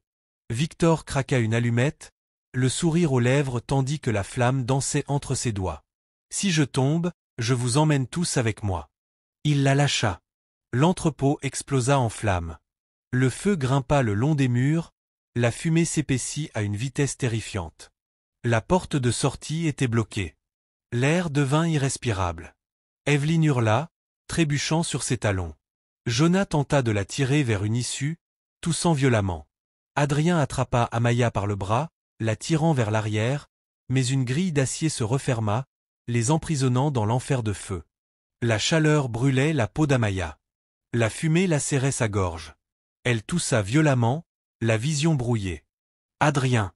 Il frappait la grille de ses poings, rugissant de frustration. « Tiens bon, Amaya. Je vais te sortir de là. » Mais ses jambes cédèrent. Le noir envahit sa vision. La dernière chose qu'elle vit fut le visage paniqué d'Adrien à travers la fumée, sa voix brisée criant son nom. Puis tout devint noir. Les flammes rugirent, la fumée dévora l'entrepôt. Amaya gisait au sol, inerte.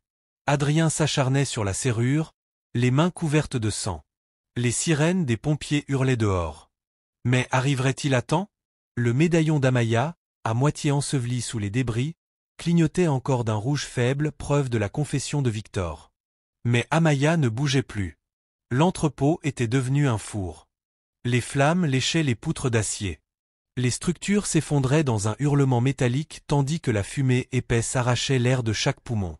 Adrien King frappa la grille de toutes ses forces, les jointures à vif. « Amaya!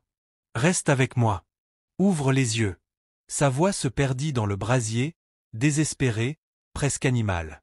Amaya gisait immobile sur le béton, le corps recroquevillé, la peau livide sous la suie. Sa poitrine se soulevait faiblement, chaque respiration plus fragile que la précédente. La voix de Jonah grésilla dans l'oreillette d'Adrien. « On a la confession. Chaque mot. Mais si tu ne la sors pas maintenant, elle ne s'en sortira pas. » Adrien rugit de rage, tirant sur la serrure jusqu'à s'en brûler les paumes. La grille ne bougeait pas. La chaleur lui brûlait la peau. La fumée brouillait sa vue. Il attrapa une tige de métal et frappa de toutes ses forces. Des étincelles jaillirent. Le métal plia. Rien. Les flammes s'avançaient, voraces. Evelyne criait quelque part, ses hurlements étouffés par Jonah qui la tirait vers la sortie. Elle trébuchait, pleurant, son masque de glamour consumé par le chaos. Adrien se retourna vers Amaya. Elle ne bougeait plus. Non, mon Dieu, non. Il tomba à genoux près d'elle, lui caressant le visage. Ne me fais pas ça. Ne pars pas. Pas maintenant. Il déposa un baiser sur son front, puis se releva, la rage lui donnant une force surhumaine. Dans un cri primal, il frappa encore et encore. Le cadenas plia, se fissura, puis éclata. La grille s'ouvrit dans un grincement strident. Adrien prit Amaya dans ses bras, sa tête ballant contre sa poitrine. Il tituba à travers la fumée, les poumons en feu, la vue brouillée. Chaque pas était une lutte contre la mort elle-même, mais l'idée de la laisser derrière lui était pire que les flammes. Enfin, l'air. Les pompiers surgirent par l'avant, hache et tuyaux à la main, éventrant le brasier. Adrien s'effondra presque dans leur direction, tenant Amaya comme du cristal. « Elle ne respire plus !» hurla-t-il. 2 ambulanciers se précipitèrent, le guidant dehors sous la pluie battante. L'eau froide siffla en touchant les braises. Adrien tomba à genoux sur l'asphalte trempé, déposant Amaya avec une douceur infinie. « Oxygène, vite !» cria un des secouristes. Un autre plaça un masque sur le visage d'Amaya et pressa le ballon d'air avec urgence. Adrien tremblait, trempé, les yeux fixés sur sa poitrine immobile. Il avait affronté les trahisons, les pertes, la mort même. Mais jamais il n'avait connu une peur aussi dévastatrice que ce silence. Jonas sortit en titubant de l'entrepôt, toussant, la chemise déchirée et noircie de suie. Dans sa main, il serrait l'enregistreur comme un trésor sacré. « On l'a » souffla-t-il. La confession de Victor. C'est fini. Mais Adrien ne l'écoutait pas. Son monde s'était réduit à la silhouette fragile allongée devant lui. À l'intérieur, Victor Sloan s'était enfui. Sa silhouette s'était perdue dans la nuit, le feu rugissant derrière lui. Mais sa voix, son arrogance, sa confession, tout était désormais capté par Jonas. Et cela allait le détruire. Les pompiers s'activaient, les médias affluaient. Des vents de télévision se garaient à la hâte. La nuit devint un théâtre de chaos et de lumière. Adrien se redressa, trempé, les cheveux collés à son front, la chemise déchirée, les bras tachés du sang d'Amaya. Sa voix tremblait, mais resta ferme. Amaya Brox m'a sauvé la vie 2 fois. Et je passerai le reste de la mienne à faire en sorte que le monde sache qui elle est vraiment. Ma raison de vivre. Les caméras captèrent chaque mot, diffusant la scène en direct. Derrière lui, les ambulanciers soulevèrent Amaya sur une civière. Son pouls était faible, sa respiration saccadée. Les sirènes hurlèrent tandis qu'ils la chargeaient dans l'ambulance. Adrien voulut monter à bord, mais un secouriste lui barra le passage. « Nous avons besoin d'espace. Si vous voulez qu'elle vive, laissez-nous faire. » Il resta figé, partagé entre la rage et l'impuissance. Puis la main d'Amaya glissa de la civière, retombant mollement dans le vide. Adrien l'attrapa, la serra fort. « Tiens bon, Amaya, murmura-t-il, les larmes coulant sur son visage couvert de suie. Ne me quitte pas maintenant. Pas maintenant que je t'ai enfin retrouvé. » Les portes se refermèrent brusquement. À l'intérieur, les lumières clignotaient. Pouls en chute. Préparez la charge à 2 cents. Claire. Le corps d'Amaya se souleva sous le choc du défibrillateur. Un bip. Puis plus rien. Non, non, non, jura le médecin. On recharge. Dans la voiture d'escorte, Adrien, blême, serrait le siège devant lui, les jointures blanchies. Chaque sirène, chaque flash rouge, sonnait comme un compte à rebours vers la fin. Jonas, à côté de lui, tenait encore l'enregistreur, le visage aussi livide que le sien. Dans l'ambulance, Amaya dérivait entre feu et silence. Elle vit des éclairs, le sourire de son père, le rire de Tasha, le regard d'Adrien la nuit où il lui avait demandé d'être honnête. Une chaleur la tirait en avant, mais les ténèbres la retenaient. Claire.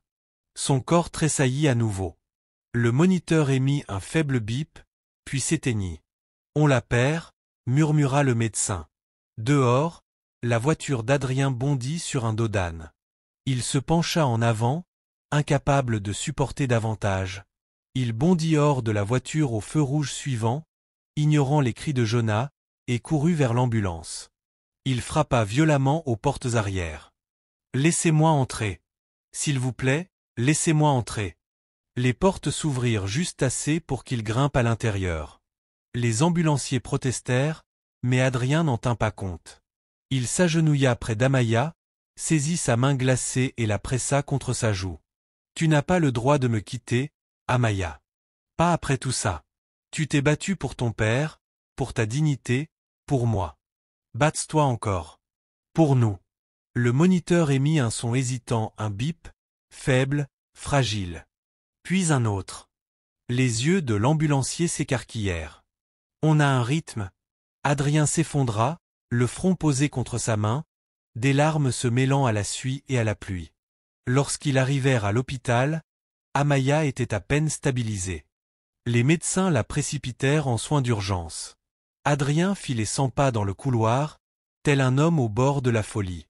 Jonas arriva quelques minutes plus tard, la cravate arrachée, le petit enregistreur serré dans sa main comme une preuve de guerre.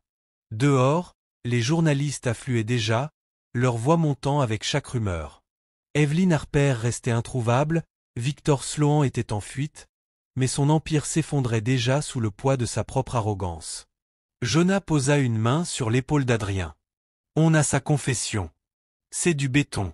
Une fois qu'on la remettra, Victor est fini. Adrien l'entendit à peine. Ses yeux restaient fixés sur la lumière rouge au-dessus des portes de la salle d'opération, priant pour qu'elle passe au vert. À l'intérieur, les machines bipaient régulièrement. Les infirmières s'activaient, et Amaya Brox luttait pour revenir du bord du gouffre. Des heures plus tard, épuisé, couvert de suie, Adrien se tenait devant un mur de micros, à l'extérieur de l'hôpital Midtown Medical. Les flashs crépitaient comme des coups de feu, les journalistes criaient des questions. Il leva la tête, le regard brûlant à la fois d'épuisement et de conviction. Ce soir, la vérité est sortie. Victor Sloan a orchestré mensonges, fraude et trahison. Mais ce n'est pas l'histoire que je veux que vous reteniez. L'histoire, c'est celle d'une femme qu'on a vendue, humiliée, sous-estimée, et qui a tenu bon. Amaya Brox n'est pas un scandale. Elle est la raison pour laquelle je suis encore en vie. Et si le monde veut me ridiculiser pour avoir choisi de rester à ses côtés, qu'il le fasse. La foule éclata, certains huaient, d'autres applaudissaient. Mais la marée commençait à tourner. À l'intérieur, la poitrine d'Amaya se soulevait et retombait au rythme régulier de la survie. Dans l'ambulance, plus tôt, le moniteur avait émis un long bip continu. À présent, des heures plus tard, alors qu'Adrien attendait devant sa chambre, les bips réguliers s'interrompirent de nouveau. Les infirmières accoururent, lançant des ordres. Adrien resta figé, la terreur lui serrant la gorge. Il croyait l'avoir sauvé, mais le destin n'en avait pas fini avec eux. Le chapitre se referma sur le son strident d'un nouveau flatline. Le bip continu semblait durer une éternité. « Décharge !» cria le médecin. Le corps d'Amaya sursauta sous le choc des palettes du défibrillateur. Le moniteur clignota, hésita, puis bipa. Une fois, 2 fois. Un rythme faible, mais régulier, réapparut. Adrien s'effondra sur une chaise, la tête entre les mains, tremblant. Son univers entier avait tenu en suspens pendant ces quelques secondes, et il avait senti ce que c'était que de tout perdre. Quand enfin le médecin leva les yeux vers lui et dit « Elle est stable », il faillit éclater en sanglots. Les heures se fondirent en jours. Adrien ne quitta pas l'hôpital. Il resta à son chevet, son grand corps replié sur la petite chaise, sa main serrant toujours la sienne. Les machines bipaient doucement, une mélodie de vie à la fois apaisante et obsédante. Jonah allait et venait, lui donnant des nouvelles du monde extérieur. Victor Sloan était toujours en fuite, ses avoirs gelés, son visage affiché sur toutes les chaînes. Evelyn Harper, quant à elle, avait été piégée par les journalistes devant son immeuble, son « je ne savais pas » sanglotant tournant en boucle sur les réseaux. Mais Adrien s'en moquait. L'Empire pouvait brûler, la ville pouvait parler, il voulait seulement qu'Amaya rouvre les yeux. Au 3e matin, alors que le soleil filtrait faiblement à travers les stores, Cécile frémir. Adrien se redressa d'un bond, le cœur battant. « Amaya !» Sa voix se brisa. Ses lèvres s'entr'ouvrirent, sèches et pâles. « Adrien !» Il rit, un son rauque, brisé, en pressant sa main contre sa joue. « Tu m'as fichu la peur de ma vie. Ne refais jamais ça. » Elle esquissa un faible sourire, fragile mais bien réel. « Alors, on est quitte. » Plus tard dans la journée, Ken Brox fut transféré dans le même service, prêt pour une chirurgie que l'hôpital refusait jusque-là de financer. « Comment c'est possible ?» demanda Amaya, les yeux humides. Adrien répondit simplement, presque gêné. « J'ai créé une fondation. Le Open Dat Fund. Elle couvre les soins pour les patients comme ton père. Les familles qui n'ont pas les moyens. » Les larmes d'Amaya roulèrent sur ses joues. « Tu as fait ça pour nous ? » « Non, » dit-il doucement en repoussant une mèche de cheveux de son visage. « Pour toi. Pour la femme qui m'a donné une raison de me battre quand je croyais en avoir perdu toutes. » Mais tout le monde ne s'en sortit pas indemne. Denise Brox fut rapidement rattrapée. L'enquête de Jonah avait mis au jour chaque virement, chaque détournement, chaque trahison. Adrien la confronta lui-même, la voix glaciale. « Tu l'as vendu. Et tu as encaissé de l'argent sale pendant que son père mourait. Denise s'effondra, en larmes. Je pensais que c'était le seul moyen. Je croyais qu'elle me pardonnerait si ça le sauvait. Elle a déjà trop pardonné, trancha Adrien. Tu rendras chaque centime et tu travailleras pour la communauté que tu as exploitée. Si tu refuses, je te jure que tu ne reverras jamais la liberté. Denise signa, en pleurs, les papiers de restitution ce même après-midi l'obligeant à rembourser et à effectuer des heures de service au sein même de la fondation d'Adrien. Ce soir-là, Amaya était assise contre ses oreillers, encore faible mais éveillée. Les machines ronronnaient doucement. Adrien, assis à ses côtés, lui tenait la main comme s'il craignait qu'elle disparaisse encore. J'ai réfléchi, dit-il doucement, la voix tremblante. À nous. Amaya fronça les sourcils. Adrien, tu n'as pas à. Si, coupa-t-il en serrant sa main. Écoute. Tout entre nous a commencé avec des contrats et des mensonges. Je t'ai forcé dans un coin. Je t'ai fait ma fiancée sur le papier, alors que ce que je voulais vraiment, c'était. Il s'interrompit, cherchant ses mots. Ce que je voulais vraiment, c'était toi. Juste toi. Sans contrat, sans échéance, sans conseil d'administration. Les yeux d'Amaya s'agrandirent, sa bouche s'entr'ouvrit de stupeur. Adrien posa un genou à terre à côté du lit, sortant une petite boîte en velours de sa poche. À l'intérieur brillait une bague, non pas le symbole froid de leur fausse union, mais quelque chose de nouveau, délicat, choisi avec soin. Amaya Brox, dit-il d'une voix ferme. Veux-tu m'épouser? Pas pour les affaires, pas pour les apparences. Parce que je t'aime. Et que je ne veux plus vivre un seul jour sans toi à mes côtés. Les larmes jaillirent des yeux d'Amaya. Pendant un instant, elle fut incapable de parler, sa main tremblante couvrant sa bouche. Puis elle hocha la tête, son murmure se brisant en un rire. Oui. Oui, Adrien, 1000 fois oui. Il glissa la bague à son doigt, l'embrassa sur la main, puis posa son front contre le sien, un soulagement inondant tout son être comme un rayon de soleil après des jours de pluie interminable. Le lendemain matin, alors que Ken sortait de chirurgie, un léger sourire aux lèvres, Amaya se dirigea vers sa chambre en fauteuil roulant. Elle lui montra la bague, riant à travers ses larmes en racontant la demande en mariage d'Adrien. Ken sourit faiblement, levant un pouce tremblant.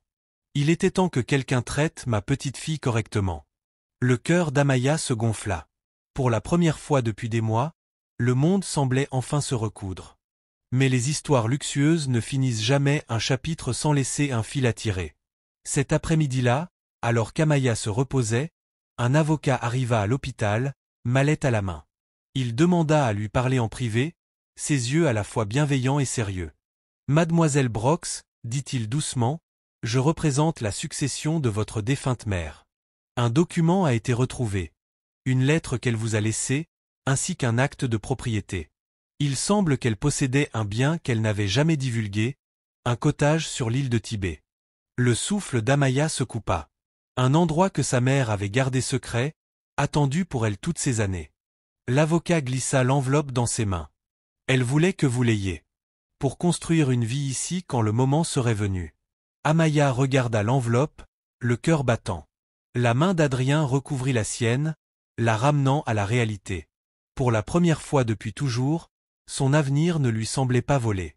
Il semblait ouvert, infini. Tandis qu'Amaya tenait la lettre de sa mère, ses larmes brouillaient l'encre. Le cottage de Tibet-Islande était plus qu'une propriété. C'était le destin. Après toutes les tempêtes, le monde allait enfin voir ce qu'ils allaient construire ensemble. Le cottage était exactement comme sa mère l'avait décrit.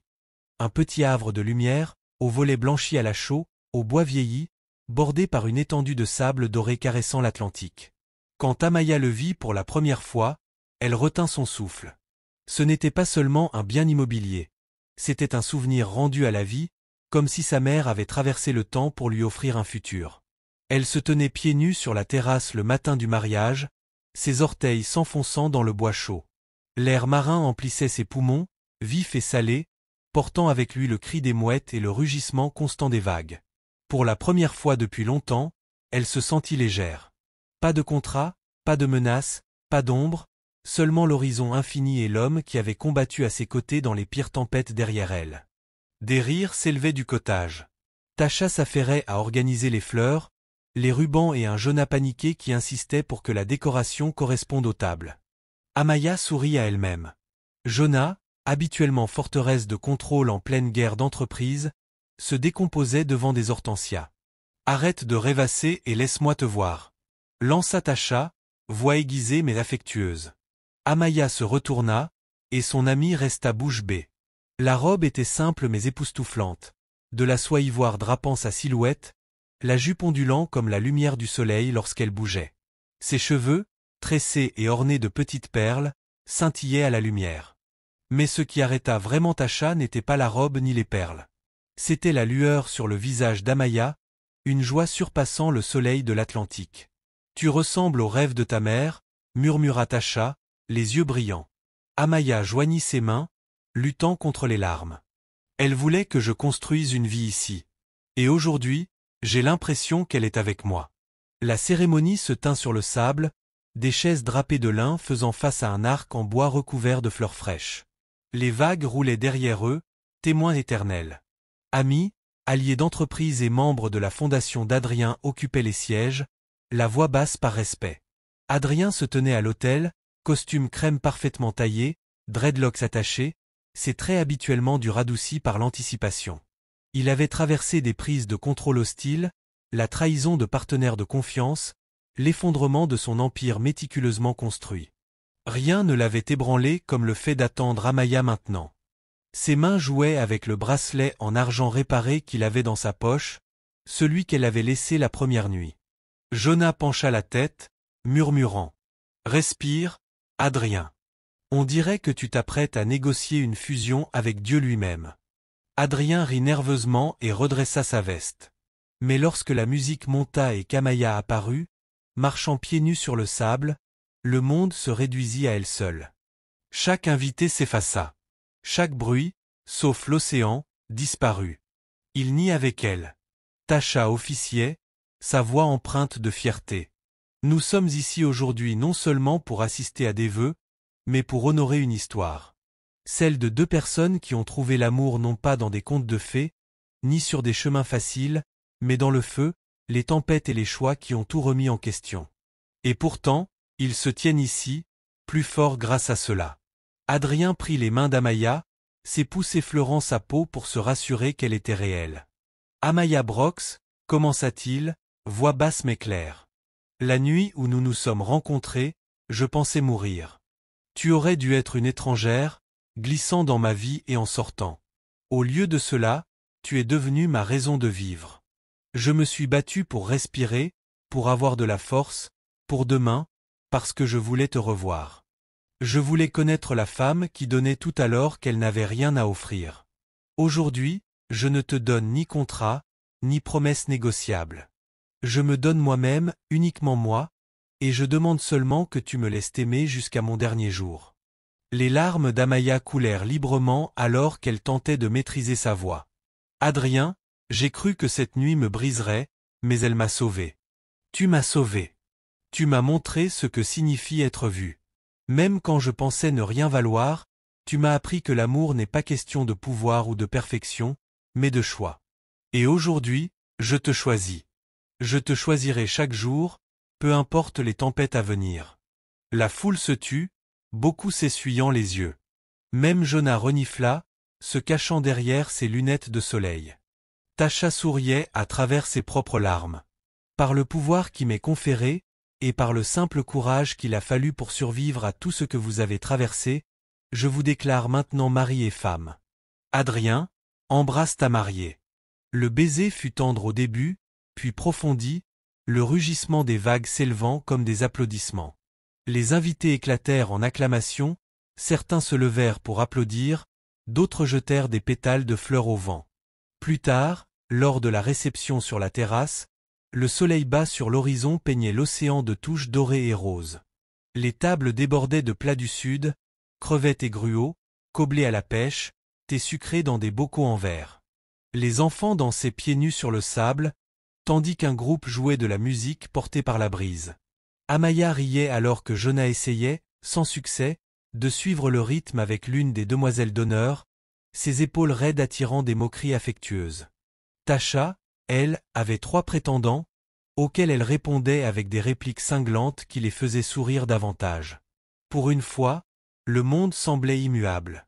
Alors que le ciel virait au violet crépusculaire, Adrien mena Amaya au bord de la terrasse. Il sortit le bracelet en argent de sa poche, le même qu'elle avait porté cette première nuit. « Tu as laissé ceci derrière toi » murmura-t-il, en le passant autour de son poignet. « Mais il ne m'a jamais quitté. Chaque fois que je le regarde, je me rappelle pourquoi j'ai voulu me battre, pourquoi j'ai voulu vivre. » Amaya le toucha, le cœur noué par la tendresse. « Alors ce n'est pas juste un bijou. C'est notre commencement. » Ils se balancèrent ensemble au rythme de la musique lente et émotive, leurs silhouettes baignées par le crépuscule. Depuis les dunes, Evelyn Harper les regardait. Vêtue de gris, maquillage minimal, son image jadis parfaite marquée par le scandale. Plus de caméra, plus d'alliés dans l'ombre, seulement le silence. Elle observa le couple, radieux et inébranlable, et quelque chose en elle se libéra enfin. Sans un mot, elle tourna les talons et s'éloigna le long du rivage, laissant le passé derrière elle. Adrien posa ses lèvres sur la tempe d'Amaya. « Voilà notre vie maintenant » murmura-t-il. Elle se pencha contre lui, les yeux fixés sur l'océan infini. Pour la première fois depuis des années, elle y croyait vraiment. Mais les récits luxueux laissent toujours une porte entr'ouverte pour demain. Alors que la nuit s'approfondissait et que les invités commençaient à rentrer chez eux, le téléphone d'Amaya vibra sur la table. Elle jeta un œil à l'écran, intriguée par l'identification de l'appelant, Midtown Clinic. « Madame King » demanda la voix de l'infirmière lorsqu'elle décrocha, « nous voulions confirmer vos analyses récentes. Félicitations, vous êtes enceinte. » Le souffle d'Amaya se coupa. L'océan rugit plus fort dans ses oreilles. Sa main libre se posa instinctivement sur son ventre, tremblante. Elle se tourna vers Adrien, ses yeux interrogeant les siens. Et alors que les larmes montaient à ses yeux, un sourire lent se dessina sur son visage. L'avenir n'était plus un rêve, il commençait déjà. Le cottage de Thaï Bisland brillait sous la lumière ambrée d'un coucher de soleil en Géorgie. Les rideaux blancs flottaient aux fenêtres ouvertes, laissant entrer la brise salée. Des rires flottaient sur le sable tandis que les enfants jouaient près des vagues, et de la musique résonnait d'un petit haut-parleur sur le porche. Ce n'était plus seulement un cottage, c'était devenu un foyer, un sanctuaire bâti sur les ruines du feu et de la trahison. À l'intérieur, Amaya King s'appuyait contre le plan de travail de la cuisine, sa main posée sur son ventre arrondi. Elle rayonnait, le visage adouci par une joie qu'on ne pouvait feindre. Son rire coulait facilement, comme un rayon de soleil, alors qu'elle regardait Adrien essayer, en vain, de monter un berceau en bois dans le salon. Adrien, c'est à l'envers, le taquina-t-elle en montrant les pieds du berceau penchés vers le ciel. Il leva les yeux, la sueur perlant sur son front, ses dreadlocks noués en un chignon désordonné. « C'est de l'art moderne » répondit-il sérieusement. « Notre enfant sera très avancé. » Amaya rit, se dirigea vers lui et s'installa sur le canapé. « Notre enfant aura 2 pieds gauches si tu continues à monter les meubles comme ça. » Il sourit, se pencha et l'embrassa sur le front. « Peu importe, tant qu'il aura ton sourire. » Son cœur fondit. Même après tout, les contrats, les mensonges, le danger, il avait encore le pouvoir de la faire se sentir la personne la plus précieuse au monde. Il y a un an, Adrien se battait pour conserver son empire. Aujourd'hui, il utilisait cet empire pour guérir. Le Hope and That Fund était devenu l'une des fondations philanthropiques à la croissance la plus rapide du Sud, fournissant une aide médicale aux familles comme les Brooks. À l'anniversaire de sa création, la fondation organisa un gala, non pas dans un somptueux ballroom de Buckhead, mais ici, sur Thaï Bisland. Les invités arrivaient pieds nus, leurs robes traînant sur le sable, leur smoking détendu par la brise marine. Médecins, infirmiers, patients et familles se mêlaient aux membres du conseil et aux entrepreneurs, tous unis par une seule croyance. Personne ne devrait vendre son âme pour accéder aux soins. Amaya, bien que fortement enceinte, donna le discours principal. Elle se tenait pieds nus sous des guirlandes lumineuses, les vagues se brisant derrière elle, la main posée sur son ventre. Il y a un an, je pensais avoir tout perdu. La santé de mon père, ma dignité, ma liberté. Mais j'ai trouvé quelque chose de plus grand, une communauté prête à se battre les uns pour les autres. Ce fonds ne concerne pas seulement les factures médicales. Il s'agit de redonner espoir, de montrer aux familles qu'elles comptent, que leur vie compte. La foule éclata en applaudissements. Adrien, debout au bord de la Seine, sentit sa poitrine se serrer de fierté. Elle n'était pas seulement sa femme. Elle était sa boussole, sa raison. Ken Brox se tenait droit à présent, ses épaules larges retrouvées après des mois de rééducation. Il portait une chemise en lin simple, le visage buriné illuminé par la fierté de voir sa fille parler. « Je n'aurais jamais pensé voir ce jour », murmura-t-il. À ses côtés, Jonah rit. « Je n'aurais jamais pensé voir Adrien King pieds nus non plus, mais nous y voilà. » Les yeux de Ken s'adoucirent en regardant sa fille. « Elle m'a sauvé 2 fois. D'abord ma vie, puis ma foi. » Adrien les rejoignit, passant un bras autour de la taille d'Amaya alors qu'elle descendait de la Seine. « Et tu m'as donné la meilleure chose qui me soit jamais arrivée, dit-il d'une voix posée, ta fille. » Les yeux de Ken brillèrent et il acquiesça fermement à Adrien. « Alors tu ferais mieux de continuer à prouver que tu la mérites. » Si Amaya était le cœur de cette histoire, Tasha Reed en était la flamme. Elle avait été là à chaque secret, chaque combat, chaque avertissement murmuré. Et maintenant, au gala, elle rayonnait de sa propre lumière. Sa main brillait d'une nouvelle bague en diamant, tandis que son fiancé Marcus, un cadre de King Holdings ayant risqué sa carrière pour lui fournir des informations contre Victor Sloan, se tenait fièrement à ses côtés. Qui l'aurait cru? Murmura Tasha à Amaya plus tard, lorsqu'elles s'éloignèrent de la foule. Nous, sur une plage. Des bagues à nos doigts. Des bébés en route. Amaya rit. Des bébés? Tasha sourit malicieusement. Ne fais pas semblant. J'ai des plans. Les 2 femmes se tinrent la main, leur lien plus fort que jamais. Quelles que soient les tempêtes à venir, elles savaient qu'elles les affronteraient ensemble. Peut-être la transformation la plus surprenante fut celle de Denise Brox. Jadis avide, manipulatrice et froide, elle se tenait maintenant dans un tablier de bénévole au gala, servant du pitch coblé avec un sourire sincère. L'accord de restitution l'avait forcée au service communautaire, mais quelque part en chemin, elle avait retrouvé une part d'elle-même qu'elle pensait perdue.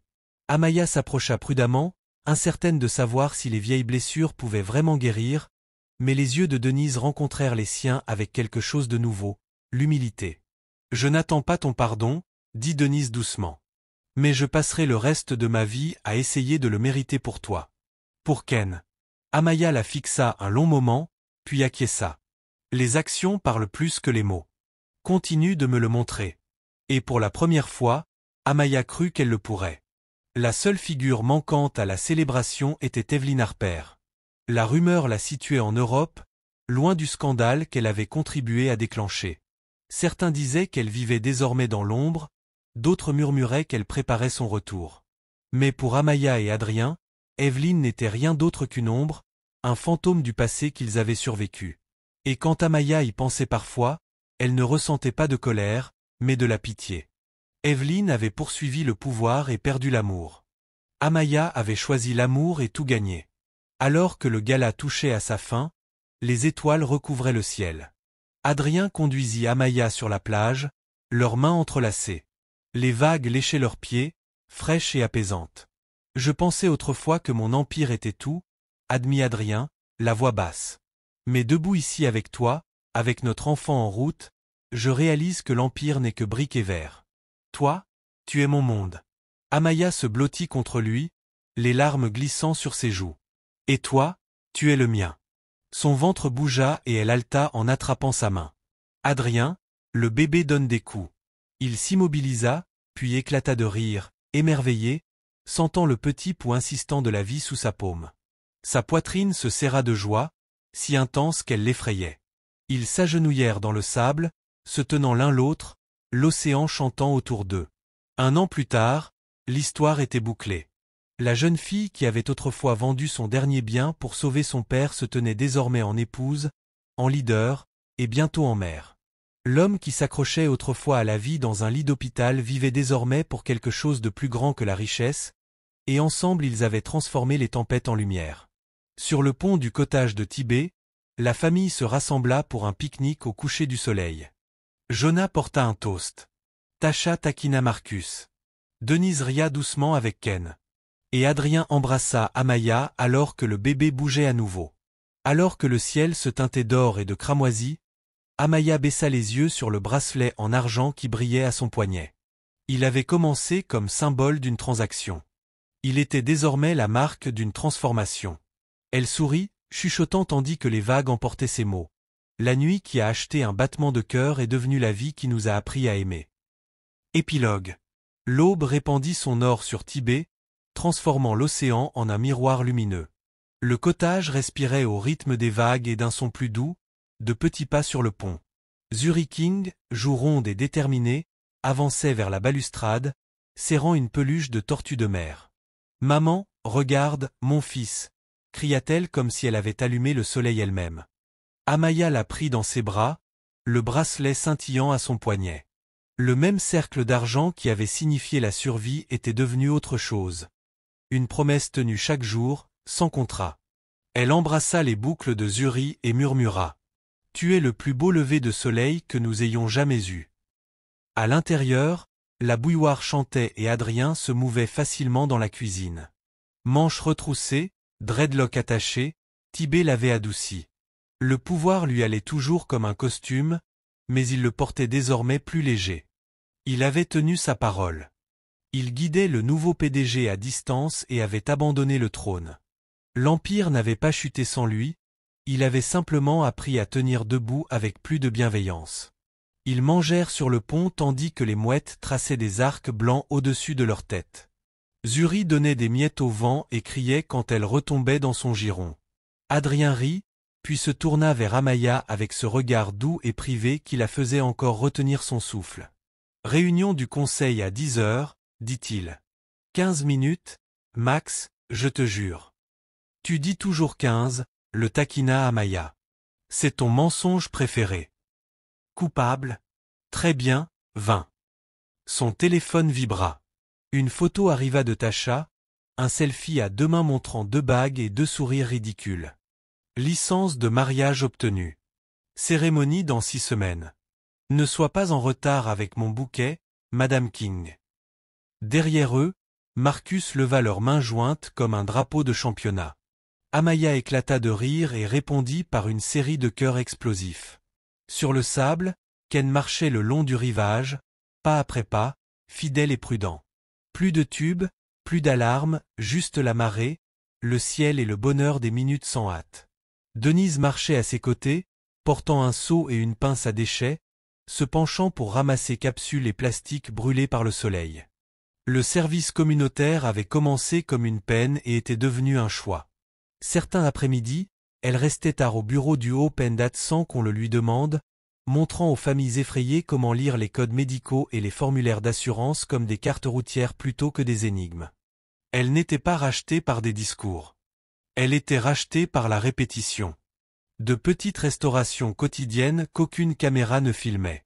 À travers l'État, dans un tribunal étouffant, le dernier chapitre de Victor Sloan se referma avec le clic sur du marteau du juge. La confession qu'Amaya portait comme un charbon ardent s'était transformée en fer.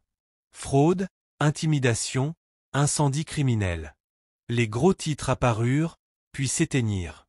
Victor comprit la valeur du pouvoir sans les gens, pas grand-chose. Evelyn Harper défilait dans les journaux en caractères plus fins.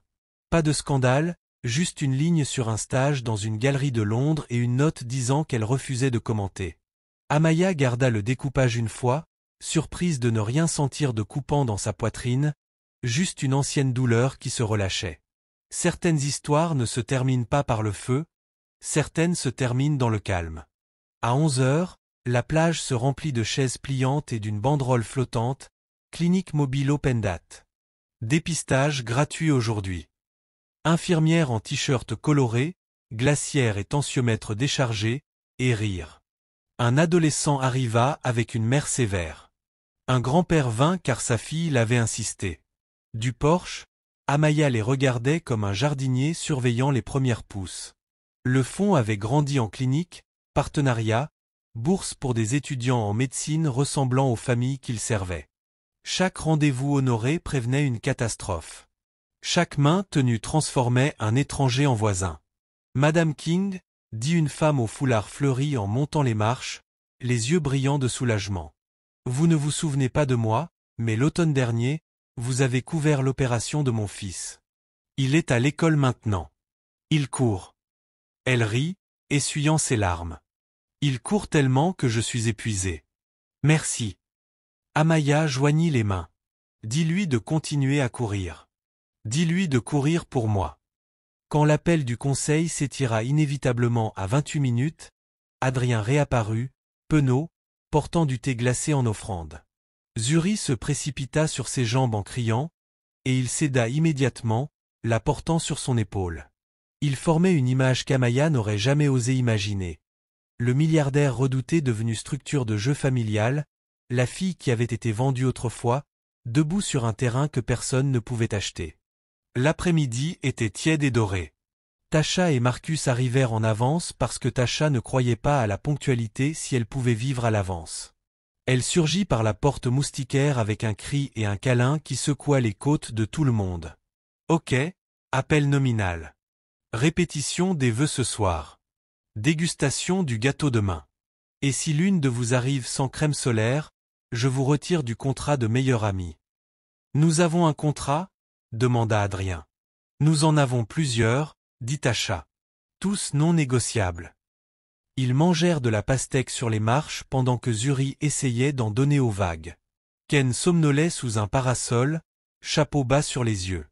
Denise apprenait à un enfant de la clinique à construire un meilleur mur de sable. L'air sentait le sel et le sucre. Quelqu'un passait Frankie Beverly à l'enceinte. Pour une fois, le monde ressemblait exactement à la prière qu'Amaya murmurait autrefois au plafond stérile. Fais simple. Fais complet. Fais le nôtre. Alors que le soleil fondait dans l'eau, Amaya sortit la lettre de sa mère de la poche de sa robe d'été. Le papier était usé, ramolli par les relectures. J'espère que cet endroit te trouvera quand tu seras prête, bébé. J'espère qu'il te donnera une façon de respirer. Il l'avait fait. Il l'avait vraiment fait. Elle glissa la lettre et posa sa main sur la courbe douce de son ventre, bien que Zuri n'y soit plus. Une autre espérance y germait néanmoins. Pas une personne, mais un plan. Une autre clinique, une autre bourse, une autre promesse tenue. Raconte-moi l'histoire, Zuri, demanda-t-elle, somnolente, le pouce à peine près de la bouche. Laquelle ? Demanda Amaya. Celle où papa n'est pas mort, dit Zuri, comme si c'était un conte de fées et non un registre de terreur payé avec de l'amour. Amaya les rapprocha, sa fille d'un côté, son mari de l'autre, et commença, la voix basse et lumineuse comme l'horizon. Il était une fois une nuit qui acheta un battement de cœur. Elle était chaotique, imparfaite et courageuse. Et de cette nuit naquit une vie qui nous apprit à aimer. Fort, honnêtement et pour toujours. Les vagues répondirent comme pour dire oui.